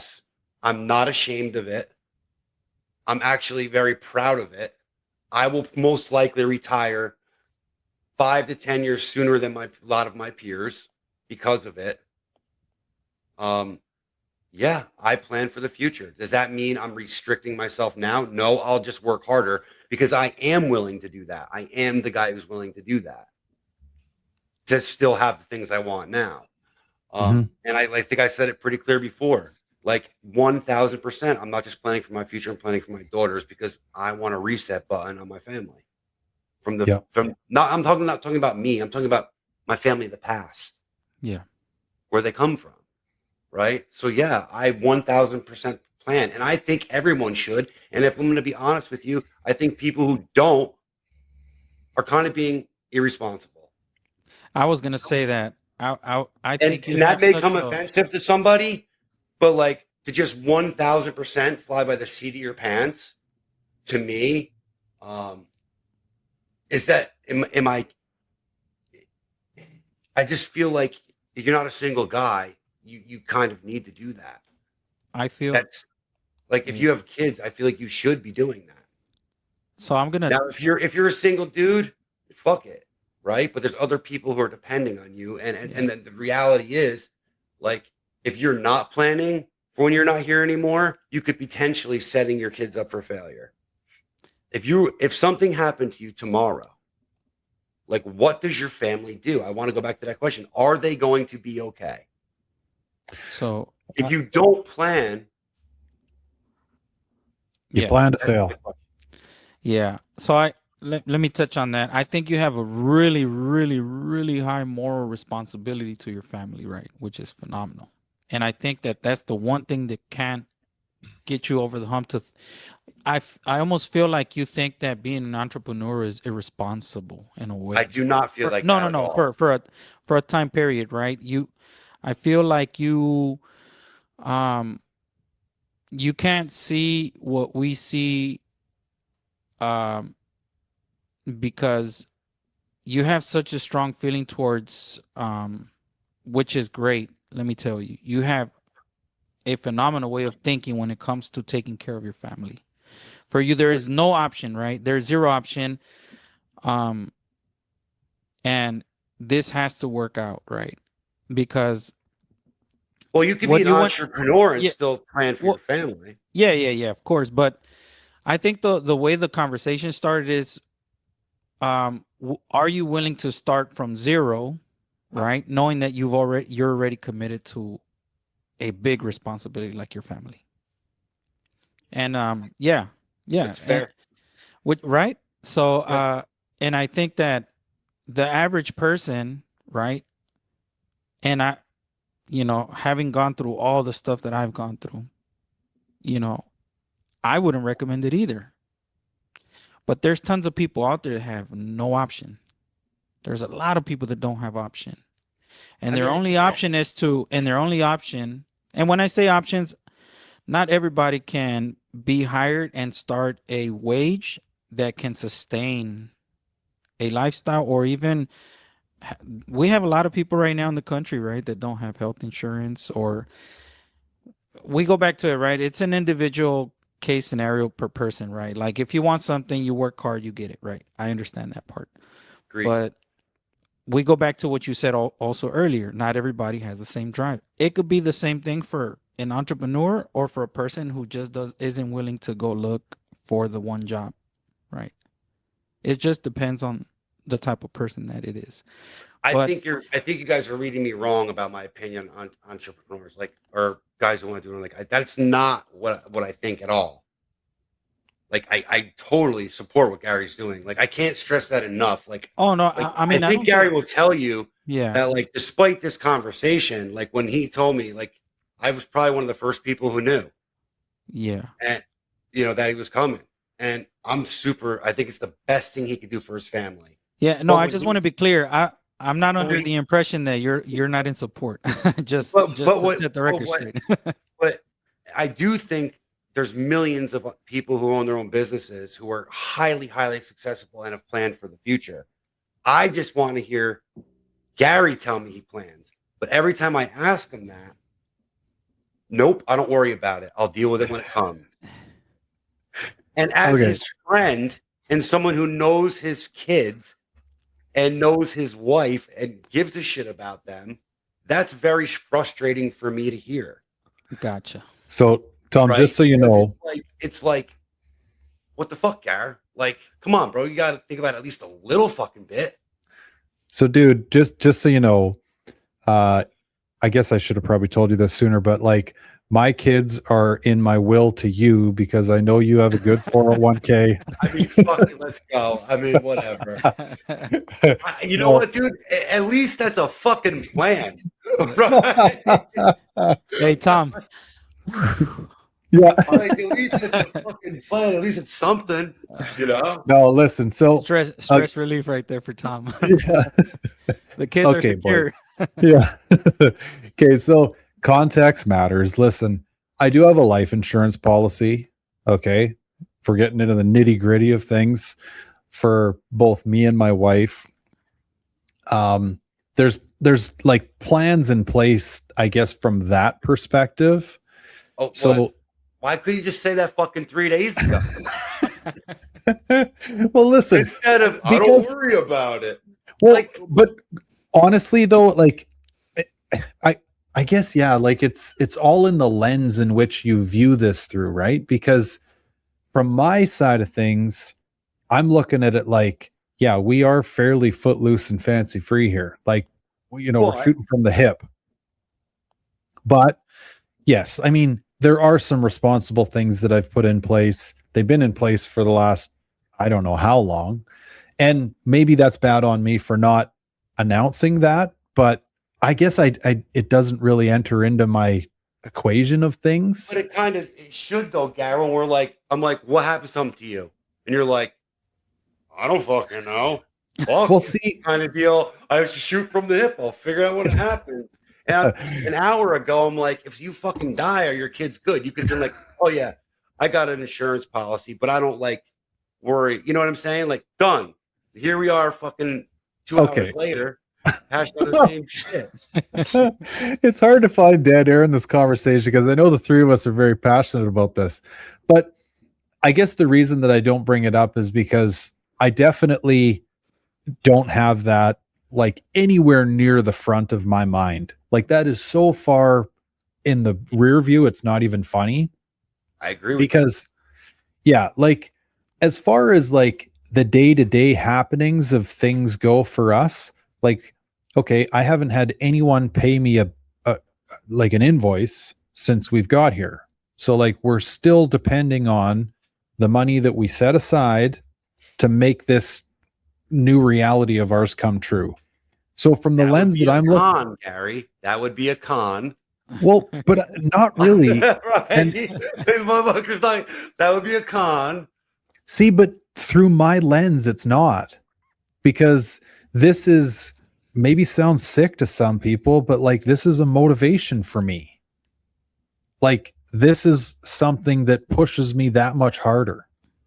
And actually, I've heard Chris talk about this in a little bit of a different manner, where he's like, yeah, like I'll just rack myself up to the point of like, oh shit. And that motivates me more to bring it back down. I agree with Chris on this. Actually. Well, see, and then around where I'm fucked up because I'm like, well, Chris will say shit to me like, you're worried about dying right now? Like, what the fuck? That's worried the glass is half empty. Well, you say that bullshit to me too. But I'm like, really? I'm like, no, bro. Like, you set up your fucking shit, like your insurance policy, and you forget about it. You're square. You're good. So when Tom asks you the question, like, oh, yeah, I got an insurance policy. Cool. Okay, you're planning then. I don't worry about this shit every day. Like, I'm not worried about dying every day, but I definitely took this time out of my life to say, okay, if I do fucking die, like, I need to make sure Sam's good, right? But I do agree with Chris what you're saying, like, yeah, you if you want something bad enough, like if you worry about money every fucking day, you're never going to have the things you want. Or money. Right. Because you're just giving yourself a place of lack. And he's not wrong. Like if there's that set of wheels you really, really fucking want, and they're $4,000 and you got $5,020 in your fucking bank, and you're like, oh, if I buy them, I'm going to be damn near broke. Chris ain't wrong. Like, if you buy those fucking wheels, you're still gonna be okay. Like, you guys aren't wrong about that. Like, he's not wrong. I've been in that situation, like, where I bought stuff that tapped me out, and it just drove me to work harder to replenish. Yeah. So I do agree with Chris on this topic. Well, and I think that's kind of something that like both Oscar and I have been edging towards throughout the conversation is like, you know, proving to yourself like he did when he went out and bought $60 in burritos with $80 to his name, you know, like it's just like, hey, we're doing this, you know, and which was like, irresponsible. I don't recommend you. Guys, whoever's listening, please go buy don't a couple of cheap tacos. Just buy all the. You guys are stressing me out. Yeah, buy whatever you need. You can make 20 burritos with the $60. Don't be me. All right, don't. Yeah. I'm just wired different. Sorry. It's a good conversation, and this, you know what? Some people are gonna get pissed that we didn't talk about cars at all. I really don't give a fuck. Because I think this is a real good conversation for people out there thinking about going out on their fucking own. You know what I mean? Well, I think it applies to everything, right? Like if you, I mean, there's a lot of guys with a lot of talent in our car world, in the Foxbody world, that want to do their own thing, and they're scared to do it, or they don't know how to do it. You know what I mean? So it's good to hear opposite sides. You know? Yeah. I don't know. I think it's a good conversation. Honestly, I'm glad you guys shared shit. I couldn't agree more, boys. Yeah, like I've said this last week, I said it many times before, like I honestly wish that everyone out there that, you know, wonders what it might be like to, you know, like extend yourself a little bit or put yourself out there and just see what that might taste like. I wish they could do it, because from my perspective, having now tried it, I could never in a million years imagine going back to the other side of things. the other side of things being like working for somebody else, corporate, whatever. And like I said earlier, a lot of that has to do with the look back now when I reflect on who I was and where I came from and all these things. And like, I'll just give you another random goofy example, one of which that we'll throw a little car stuff in there. So didn't realize at the time that I was proving to myself one of these things that, you know, come hell or high water, I could do things. But so after I was done my 2-year, I guess they call it diploma in college. So went to school for business. This was all after my automotive service tech stuff. After I was done my 2-year diploma, and sorry, I should maybe explain a little bit more, ladies and gents, because the way that colleges and universities are looked at in Canada or are defined is different than in America. So essentially in Canada, colleges are like for your first 2 years, your diploma. Universities is for like the 4-year degree. Whereas down in the States, it gets a little murkier. Colleges, universities, all this stuff. So anyway, in Canada, where I was doing this at the time, got my 2-year diploma at a college, and then I was going to transfer over and get my next 2 years, 4-year degree at a university. And long story short, they didn't accept me because my GPA wasn't high enough. I only applied to that one university. I'm like, fuck, what am I going to do now? So through that, I just happened to be having a conversation with my cousin at the time, and she said, well, listen, I ended up having a similar scenario happen to me, and I ended up applying to Washington State University down in Pullman, Washington. You should check them out. Okay, what's the harm in giving them a phone call, right? So reach out. One thing leads to another. I send them my transcripts. But then somewhere in and around that time frame, it starts to dawn on me like, holy shit, this is not only going to be not cheap, I'm also paying in Canadian dollars. And at the time, a Canadian dollar was worth about 60 cents American. Okay, so I'm taking a 40% haircut right off the top to try to get my ass an education. But whatever, I just trust in the process and head down, ass up, just keep working through. Finally, I get accepted. Now I'm like, holy fuck, how am I going to make this happen? Well, me and my mom are quite close. I'm having conversations with her, and the gentleman that she worked for at the time, he had nothing to do with her insurance office that she ran, but he was ultimately the owner of it. She has the conversation with him, and he says to me, he goes, Gare, I hear you got accepted to Washington State. Congratulations. How are you going to pay for this? I'm like, to be honest with you, Doug, I don't know yet. I'm working 2 jobs. I said, I'm using my mechanics training during the day. And then at night, I'm bussing tables at an Italian restaurant. I'm trying to put as much money together as I can to make this a reality, but I'm not sure yet. He goes, you still got that green Mustang? I said, yeah. Oh, I've heard this story. He says, I tell you what, I'll buy your Mustang off you. Okay. I'll loan you some money. And I think he loaned me like 15 grand at the time. I'll loan you $15,000 for that car. But here's the catch. You can have that car back if you make the honor roll or the dean's list every single semester. And like I told you at the start of this podcast, challenge accepted, right? Like come hell or high water, I'll fucking make this happen. I'm not losing that goddamn car. Right. So, anyway, I took the bit, or I bit, and long story short, I took the loan, I gave him the keys, and I was on the dean's list every fucking semester.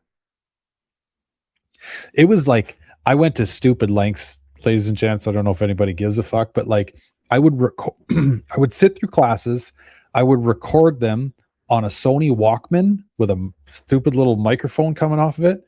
And then I would go home at night. I would sit with my legs underneath the little shitty IKEA coffee table I had, and I would re-listen to all my classes, and I would fill in whatever I missed when I was taking notes, just so I could make sure I had every single word that those profs said memorized. And I would lay there and drill it into my head. What a fucking nerd. I wasn't losing that car, man. But I say all that, not to sound like a chachi asshole or anything, but I say all that just like this is one of the times in my life that I've looked back on and been like, yeah, like I will literally do anything to accomplish a goal, especially if it matters to me and I feel like I'm backed into a corner. But your life experiences have given you the confidence to do these kinds of things, where I don't think a lot of people's life experiences may have, right? So I think what I'm getting at, conversations matter, right? Like that's where I think folks out cutting their grass right now, listening to us three dickheads talk our way through this. Like I think that's what helps everyone else. Yeah. So I think like other people who don't maybe have those life experiences, it might be a lot harder for them to have that confidence. And that's why I keep trying harder to do it, harder to get the self-confidence to do it. Well, see, and I don't know if this helps some, maybe even if it helps one person, it's worth saying. Like that's where I keep, I guess, trying to apply these little like nuances of my life. Like this is when this happened, or this is how this happened. Cause I'd like to think that maybe someone else hearing it can go like, yeah, wait a minute. Like I remember that one time in my life. Like, I don't know. I guess in a holistic manner, it can kind of help somebody, hopefully, because like I was rambling on about earlier, what I've experienced, and I think most people that have broke out on their own and done their own thing have seen is like there is, if you're wired this way, right? Like if you're the type of person that looks at your boss in the morning at the safety meeting and goes, what a fucking idiot. If that's you, that's the start of you probably should be spending some time thinking about doing your own thing. I do that every morning. Every fucking morning. I think, like, dude, this guy a fucking. I hope he's not listening to the podcast. I don't give a fuck. I'll tell him to his face. Buddy, I'm just kidding. Like Gary told me last week, I'm a bad employee. I'll tell him right to his fucking face. Okay, brother. I got to call Tom out real quick, Oscar. Then you go, because it's going to piss him off if he can't answer right away. I think the reason that you are so like intimately and mentally attracted to this conversation is because I think deep down you think you should be blazing your own trail right now. I mean, there's definitely certain things I would like to do on my own. Mm-hmm. That is part of it. I will admit that. Okay. But I also think you don't tell your whole fucking story and it irritates the shit out of me. So there's two sides to the coin. Right?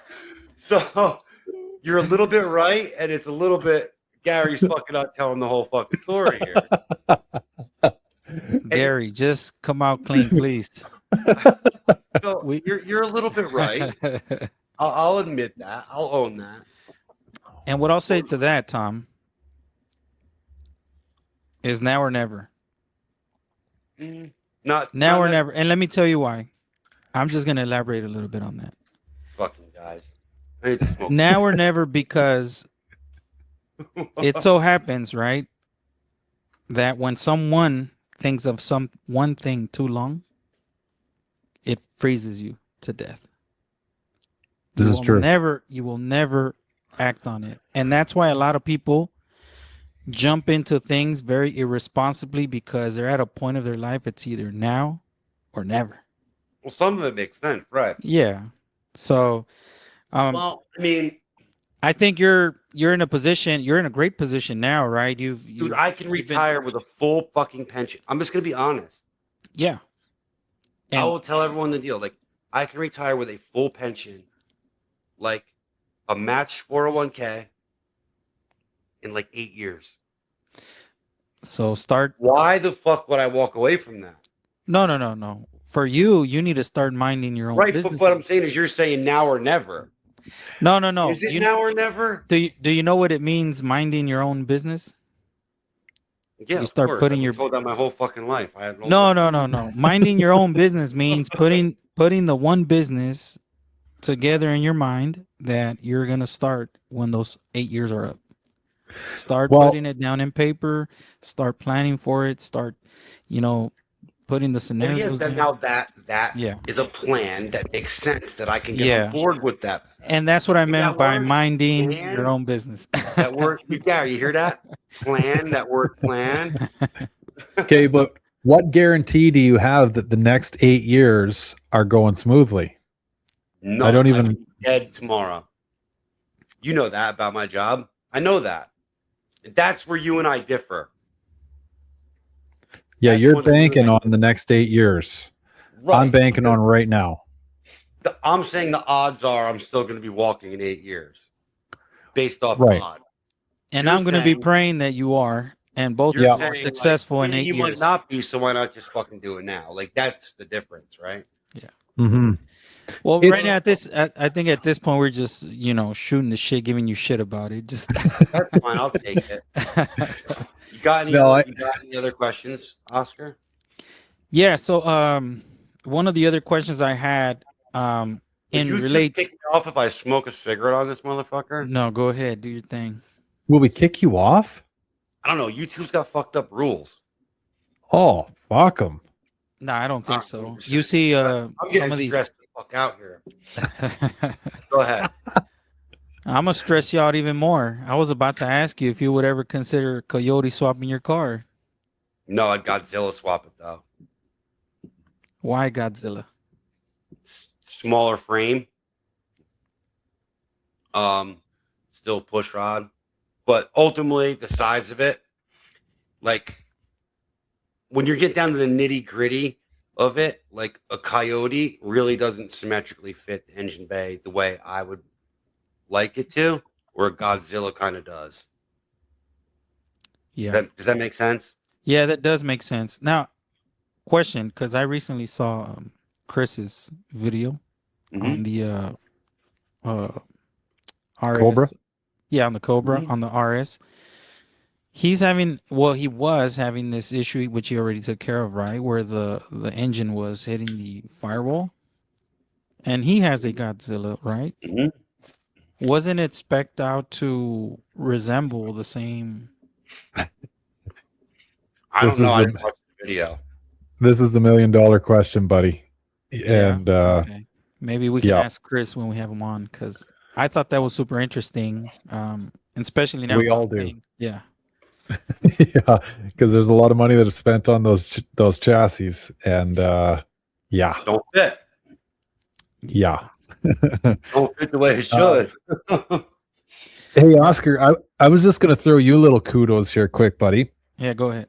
because you and I had a call the other day on the Instagram hotlines there, right? Yes, sir. Oh, that's cute. Yeah, right. And Or how the young people call it, the IG hotline. yeah, right. The IG.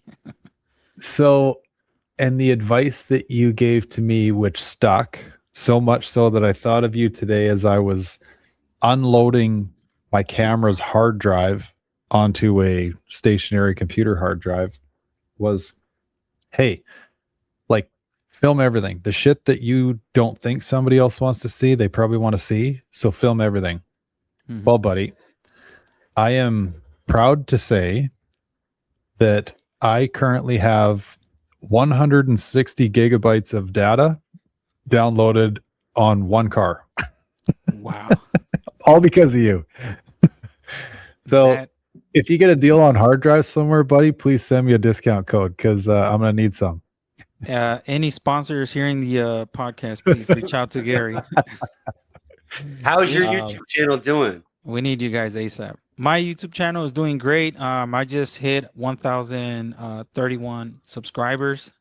Boom. How did it do after you came on the asylum with us? Man, let me tell you something, and it's something that I was doing right before we got on the podcast. I was making a small video for Instagram, and I was essentially shouting everybody out who's been a massive help. You guys, 50 Asylum, 5-star family, 5-star family, Gordo, and yeah, all these people that have been reposting, sharing, collaborating with me, just right before we got on, I hit 3,000 followers on Instagram. I hit 1,030 subscribers on YouTube. I hit over 8,000 followers on TikTok. So the numbers are on the up and up. And that is just, man, it is in itself unreal to me. The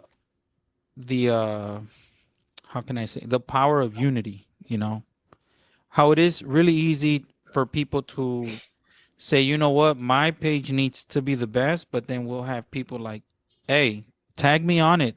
It don't matter what it is. It could be the ugliest video or the best looking video. I'll repost it.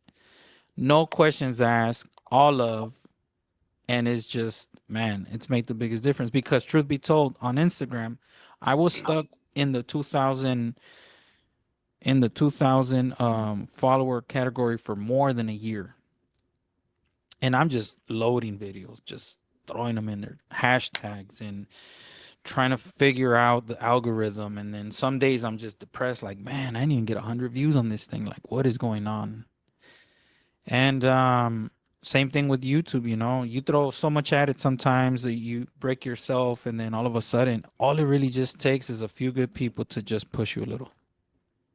And Hey, yeah. Quick question for you here, boys. This is like honest. I have no idea about this. Mm-hmm. What is the whole repost feature on Instagram?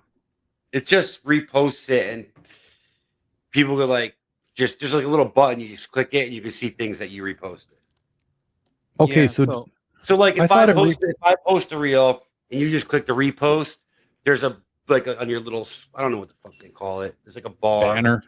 Yeah, whatever. Yeah. Bullshit. You click that button, and it'll just show you every reel that you've reposted. And here's the other cool thing about the repost, right? So essentially, when you repost, comment, or share, you're telling the algorithm this is great content, and they're going to show it to a bigger audience. I had no idea of this.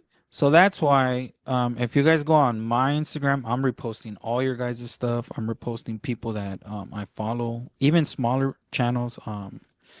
There's a guy who has a really cool build. He's been working on it for some time. I look at his YouTube channel, and then I'm like, man, I wonder why some of these guys that are so creative, that work on the hardest project, have such little views. And I'm gonna shout him out. It's a Puzzle Fox. I don't know if you guys know. Oh yeah, Jess, fucking beauty guy. Yeah. So I've been reposting this stuff, and sometimes I'll get the, oh, thank you, I really appreciate it. But for me, I'm just like, you know what? You got some awesome stuff. I think there's so many other people that should appreciate and look at it, And the whole resharing, commenting, and it could be just like a little fire sign or a thumbs up or whatever. Just comment, because you, me, or anyone's gonna figure out Instagram's fucked up algorithm these days. Yeah, it's what it is. Like, my recommendation to people is like, and this is what I truly believe. Like, people like, I'm struggling to get my page to grow. I don't really care about that stuff anymore. Like, I don't post shit to gain followers or anything. I'm not looking for that. I just post things that I like. But I would say take this for what it is. Yeah. Your page should have a theme, right? Like, you can reshare. Like, if you look at my page, everything's like a theme. Like, you instantly get a vibe. Like, it should have a vibe. Yeah. Like KASL Customs vibe, the third pedal Foxbody vibe, like the War Admiral vibe, right? Now, if I reshare one of yours, Oscar, like, I can still remove that from my main grid and still support you, and it's still getting out there under Absolutely. War Admiral. Correct. But when people go to my page, if you look at my page right now, it is a vibe, right? Yeah, yours is aesthetically pleasing. Like, that's kind of what you want to do. If it has an aesthetic to it, yeah. Like, if I'm recommending people, like, stick with that vibe, and when you reshare stuff, like, certainly support your friends, reshare it, but you don't have to necessarily keep it on your main grid. Correct. So does it do that though? That's what I always wondered. When you reshare it, does it pin it to your grid? No, that's only if you collaborate. Yeah. Oh, so okay. when you reshare it, it goes into one of your pages. So if there's people that will go into your Instagram, they'll go into that tab and see everything that you've reshared. Fuck boys. So I have 0 reshares. I didn't know how this worked. Yeah. Gary, I have 0 too. Yeah, I had no idea of any of this. I have 0 too. Shame on Oh, me. look at my first post. Or first, I opened up the gram. It's Jesse, Puzzle Fox, Yeah. hammering out them fender flares. And then if you go down there, you see, I always like to leave a comment, and I also always like to sometimes share it on my story. Right. Because I found Yeah, see, that I was familiar with. Yeah, I found. I'm resharing Jess. Jess is the first reshare. Yeah, awesome. Oh. Yeah, I find it that it's believe it or not, in the Foxbody community, like someone. He's literally my first fucking reshare. I had no idea of this. There Fuck you go. me. Okay, sorry, boys.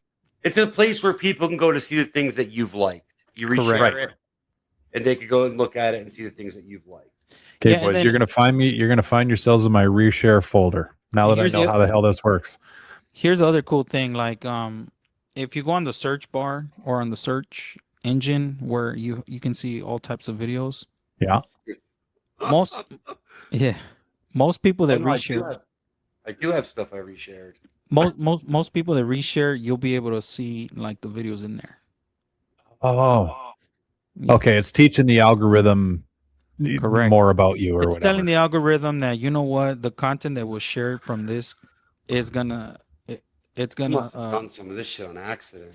It's gonna be shown to other people that have the similar interest. Okay. So for example, I think you guys have 25K plus followers or something like that. Like, right? what the fuck do I have this, dude? It's like a dirty hot tub. Like, what the fuck did I reshare that for? That's an accident. Oscar, dude, listen. I can like gripe for days about an Instagram stagnation. Like, dude. So I was just talking to a buddy about this the other day. I'm gonna let you finish that, and then I'm gonna come right back to something for you, both of you guys. Okay. Well, okay, you go then, buddy. I'll remember this because this is a common. 100%. Yeah. Okay, because I think this is super important for both of you guys, especially when we're talking about retirement and what you can do for your family and what, you know. Yeah. So the way you got to see your Instagram page, especially you guys that have over 10,000 followers, is you need to start meeting thresholds like getting 100K plus views. And then we can get into this after we get off the podcast. Wait, I missed that. I'm sorry. What'd you say? Okay, so what I was saying is for you guys that already have 25 or 10,000 plus followers on Instagram, you guys are sitting on like a gold mine and you just don't know it yet. But we'll get into a much deeper conversation. What'd you say about 100K? Because I have some that are like 3 million. No. I'm saying you have more than 10,000 followers already, right? Oh, yeah. Correct. Okay. Anybody who has plus 10,000 followers is already qualified for the payment program Yeah, but I turned it down. Okay. So we go back to this. Okay. So you guys have to start looking at it a little bit different because you have your own personal job, right? You don't want to start your entrepreneurship yet, but you have something that can be generating a different type of finance, and you could put that money aside for your daughter in a safe, secure account where it's compounding interest over time. Okay, I mean, if you're gonna go from that approach, I'm still not gonna do that. But no. But what I'm saying is, but what I'm saying is, because these are things that, you know, you're in this space and you want to help people out. Who knows, right? You meet a person that needs help or whatever, and you're like, well, I mean, you know, my first priority is my family, but Instagram is generating me some cash flow. You know, I could probably help them through there, right? You know why I don't want to do that? Because I feel like if I want to post what I want to post. And guess what, Tom? What? I'm going to tell you something. Whatever you post, we all love already anyway. I'm just saying, like, and you're not, and you shouldn't feel obligated to. I don't want to fall into a trap like, oh my God, like this genre music's gonna get me more likes or any bullshit like that. Like, I don't give a fuck. Like, if I want to post straight up Ice 9 Kills death metal, that's what I'm gonna do. And guess what? And Tom, check this out. Guess what has gained you all the followers? Your own uniqueness. I guess. Your but own, I don't want your own character is what attracts everybody who follows you. So there's I no don't know. reason, That's there's no crazy. reason why you should be worried that, oh, now I have to meet a certain, Because I feel you like know. once you involve money, it becomes a fucking job, dude. Well, I And then mean, you're don't look at it that subject to way. that. Like you become like a Nah, prisoner to that. nah. Like Well, This is the entrepreneurship argument. I but hate look, to say it. but Tom, check this out. But you're not, right? Because Tom knows who Tom is deep down in his core. I know who I am deep down in my core. We're all essentially the three people that are on this podcast come from way different backgrounds. okay, let me ask you guys a You know what I'm question. saying? But just I think you're because talking a little shit here, Oscar. no, I'm not. I just want you know what I want is because here's the thing. You guys are sitting on something that could be helpful and useful for the benefit of your families or friends for that, you know. Um and I think you all should take advantage of it, right? Like I said, we'll get deeper into it after we get off the podcast. Hold You know, on. After we get off the podcast, we're going to sleep. It's fucking almost midnight. I get up in 4 hours. What are you talking about? But I think here's you're the talking a little shit. And you guys could just verify this or not. Like okay. if you post a video on YouTube and it gets shit views, Yeah. and you have a certain kind of music and you tagged it a certain way and whatever, you promote it a certain way, your headline, whatever the fuck you guys do on YouTube, right? And then you post one differently with a different style of music and a different headline, and it gets 100,000 views. Which one are you going back to? Well, Yeah, that's the subconscious thing. Yeah. yeah, well, that's the thing, right? Like we're talking about someone who's influenced. Tom is not influenced easily by. Yeah, I know, but I'm just Yeah. saying it's easy for someone to This is fall true. into that trap when money starts rolling in. I mean, you can fall into it, but I mean, that's why we're talking about it now, so you don't fall. Yeah. fall in- So But- something funny about this, Oscar, is Yeah. and I think this is like a cross-border thing. Is I've never had any indication that I could ever monetize my Instagram. I don't think in Canada you can. You're in America now. I know, well, but I guess maybe just posting here gives them indication that I'm down here now. But yeah, I've never had any Yeah. sort of, little note from them or whatever. Well, yeah. Well, here's the thing, right? We either evolve with time or we get left behind, That's true. right? So Very true. the way I see things that are opportunities, right? And you got to be true to yourself. Like I've mentioned this many times. When I'm passionate about something, the money is the last thing I think about. But when you have an opportunity, right, and the people, right, your followers have given you that opportunity because we go back to you post whatever you like, Tom, right? No one's telling you to post rap music. No one's telling you to post Mexican. I got Yeah, people that'll- telling me, don't post that. That shit's going to give you a seizure. Literally. Well, yeah, Too but fast, calm it down. yeah, exactly, right? But there's over 7 billion people in the world, and I can guarantee you, like, I'm gonna give you a quick example.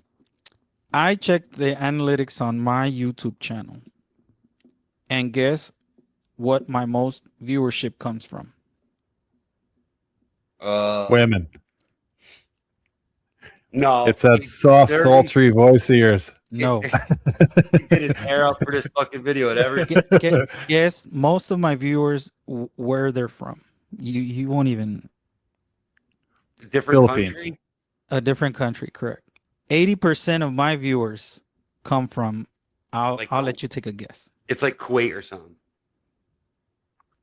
Brazil. Philippines? India. Really? Get out.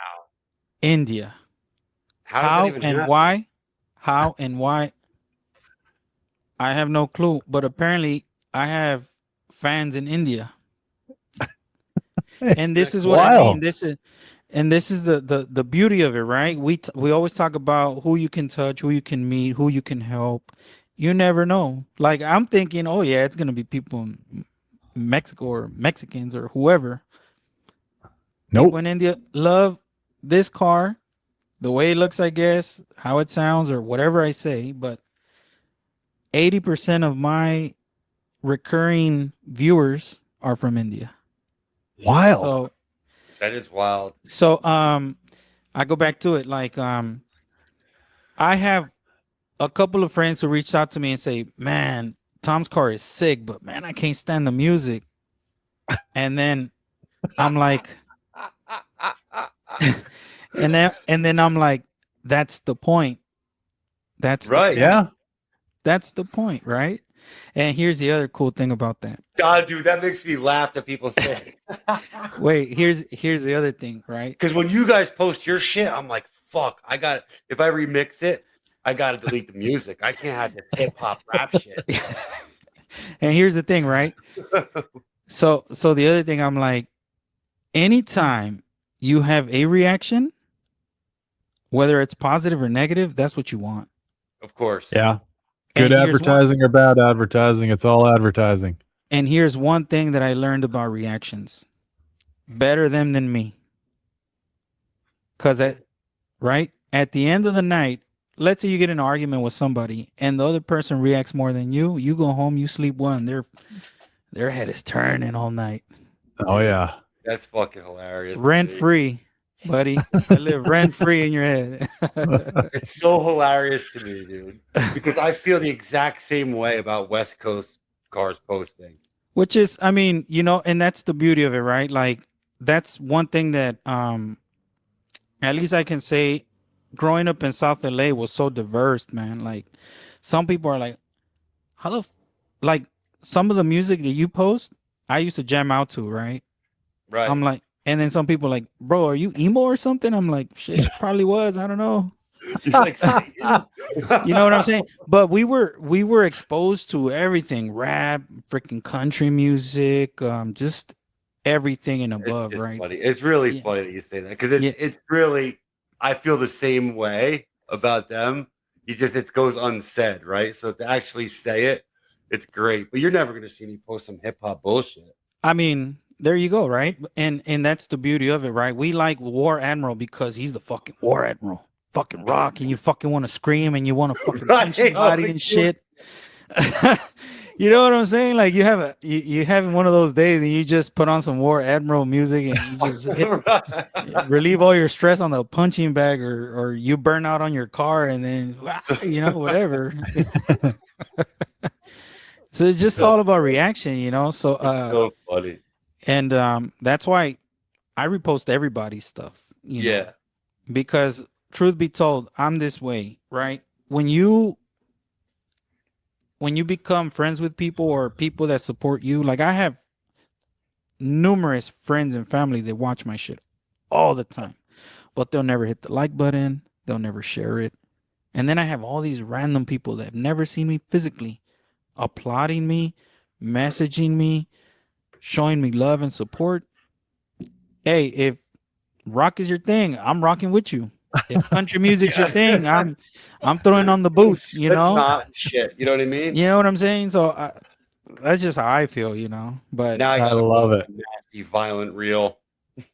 Yeah, you have to make a real nasty one. You got to tell me who did it so I could tag them. I got you. I'll send it to you. I'll screenshot. Be like, hey, please at this dude on what is it?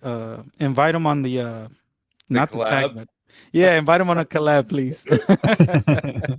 So next week, what we did here tonight with Gary, me and Gordo are gonna do with Chris. Oh, that's awesome! Heck yeah. Yeah. And no, Listen. It's not gonna be the same. So if Chris thinks he's gonna listen to this and plan it out, no. Yeah, I gotta say, man, Gordo's energy is, you know, I'm gonna give Gordo a fucking an instruction map and say, go get him. Yeah. There you go. Yeah. Yeah, he's a wicked dude for sure. You know, truth be told, he grew up in the same area I grew up in. Did he? Yeah. He grew up in that same area. And when I first saw him on Instagram, I'm like, wait a minute, why did he look so familiar? He looks familiar, like if I've seen him before. I gotta have a sit down with him too, just to kind of see what streets he grew up in, what school he went to, and stuff like that. Cool dude, man. He's a good dude. Yeah, he's really, and he's all about that too. You know, the showing everybody mad love and support. without question, without, judgment or prejudgment or whatever you want to call it. It's just, Yeah. and that's, when I first started hearing the whole, Foxbody people are different. Foxbody community is always helpful with one another. And when I came back to Foxbodies and I started my page and all this stuff, I'm like, man, this might be true. And truth be told, Gary, now that you're here, I'm going to tell you to your face. I am absolutely grateful to you because I remember when I first bought this car and my car broke down on me. I think I mentioned this part of the story. When I bought the car, I brought it home. We trailered it because it had the fuel line that crosses over from one fuel rail to the other. It was busted. I fixed it. And then they had another fuel leak on the gas tank. One of the hoses that goes to the gas tank. Fixed it. Took the car for a rip. And it ran great. Went to the gas station. They always say never fill up the gas tank until you know the car right. Filled it up. I told my brother-in-law at the time, he was younger, like 21 or 22. I said, you want to see what it feels like? He's like, yeah. Took it out, heard him rip it, and then I didn't hear the car. And I get a call like 5 minutes later. Hey, the car won't turn on. Uh-oh. And then I said, well, it's probably just flooded. Have you been trying to turn it on? Yeah, I've been trying to turn it on. I said, no worries. So I ran over there, tried to get the car started, push started, nothing. We just pushed it all the way back. Luckily, he wasn't too far. So I remember I was like, man, I wonder why it won't crank. And the first person I messaged was Gary. I said, buddy, this is what's going on. And you can go back into I'm not sure if it was KASL Custom or your other page, right? The 92 LX, yeah. Yeah. I said, buddy. And the only reason why I was brave enough to message you, because I saw you as a celebrity, right? I'm like, he's on YouTube. He's This fucking guy. Yeah. So I'm like, but he always says on his videos, if you ever need help, please send me a message or leave a comment down. So I said, man, I'm gonna send them a message. And I sent you a message, and I remember I even sent you a small clip of what was kind of going on. You responded like a day late, like a day later, not late, but a day later. And you gave me like a list of things to look for. And then every so often I would bug you again after I went through that list. And then I was like, should I message him again? And then I'm like, well, I'm gonna leave him alone. I'm just gonna message Chris, because if Gary answered, maybe Chris will answer. And he did too. Real fucking celebrity. There he is.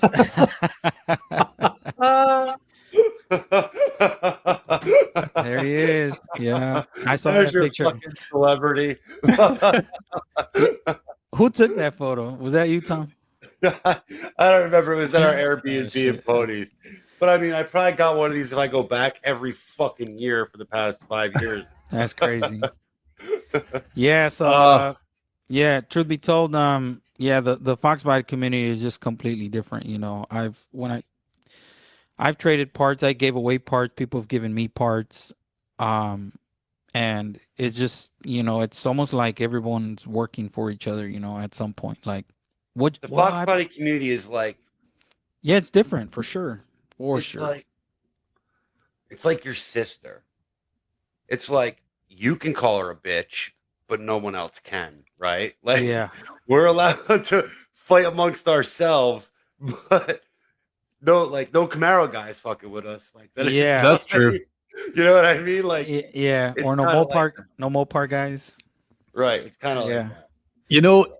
The best part actually about that comment is like, I've posted some memes where I'm kind of cutting in on the Foxbody crowd, and every once in a while you'll get like no one that I guess no one that you would maybe know on the regular, but like probably is somewhere there in the community, and they'll be like, man, like, don't be so hard on us, or like it'll be something to that effect. And I'm like, oh man, obviously you've never heard me talk, or you don't know my personality or whatever. The sarcasm. Yeah. Sarcasm. Yeah. And then equally, you'll get somebody from like the Camaro community or whatever, right? Corvette community. And they're like, man, these guys even kick the shit out of themselves, right? And it's like, oh God, you're like, obviously you wouldn't know either. But it's a great analogy, the whole sister or wife thing, right? Yeah. Right. Like, I Like, can call you a bitch, but no one else can. yeah, Don't Right. 150%. Kind of how we feel about it. I know and- there's some neat nuances to this little world that we all exist within, right? And it's pretty cool. well, I think that's one of the ones too that probably resonates the most with me, because like my closest buddies, I've said this many times on the pod, like my closest buddies, if there was an outsider listening to our conversation when they're like weighing in on me, they'd probably be calling suicide watch. You know what I mean? Like, Right. and those are my best buddies, right? Like if you're not going to weigh in on me, you're not going to kick the shit out of me, or you're going to tell me I look nice or whatever. It's like, no, we're not doing this. You know, like I need For somebody. sure, no yes men around you, right? For sure, no yes men around. Not at all. And that resonates with me in the Foxbody community too, right? Because we all love teasing ourselves and teasing each other and whatever. And that's one of the things that means the most to me about this little world we're in. Because let's be honest, boys, like look at these cars, right? I mean, we love them for all the right reasons, but at the end of the day, like, is this thing Koenigsegg? No. Not a Bugatti for sure. From it, you know, sure, we all try to make them, you know, a watered down Koenigsegg, but we're never going to get there. So Yeah, you get your, and there's, you know, Oscar, there are those guys, like those just completely fucking, like, you'll see if your page gets bigger, Gary's got him, Chris has got him, I got him. you got to check out some of the comments I get on TikTok. I mean, yeah, I get some. You're going to get those guys. Like I got like 3 guys who always got something to say. And it's just like, yeah. I'm just like, you know what pisses you commented about my door moldings like 600 times, bro. Like, I don't give a flying fuck about your shit. Like, worry about your shitty wheel fitment, not my door moldings. You know what I mean? Like, yeah. Well, I go back to the same thing, right? I just want to see people's reaction. I don't want to be the one to react. I'm just listening to rock music. You know what else is funny about all this?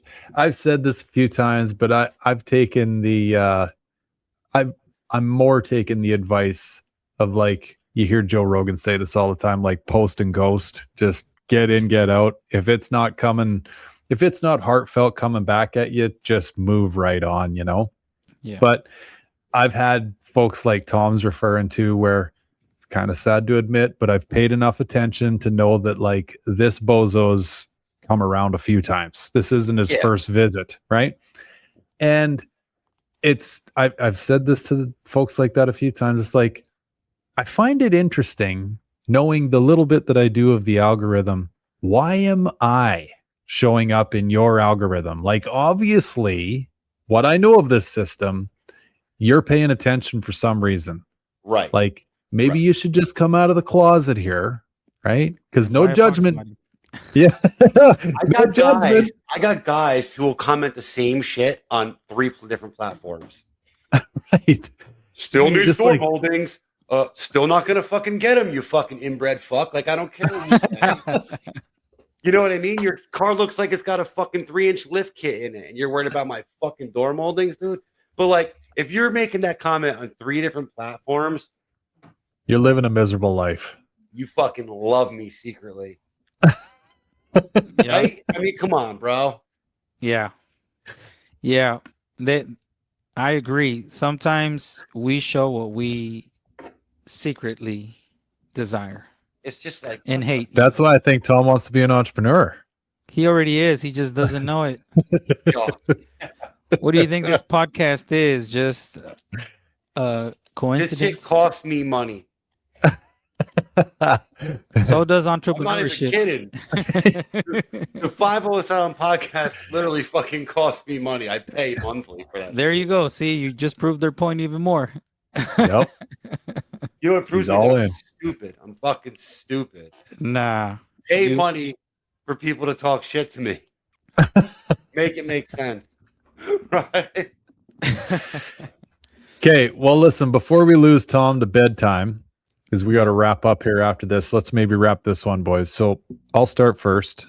Gents, thank you so much for doing this.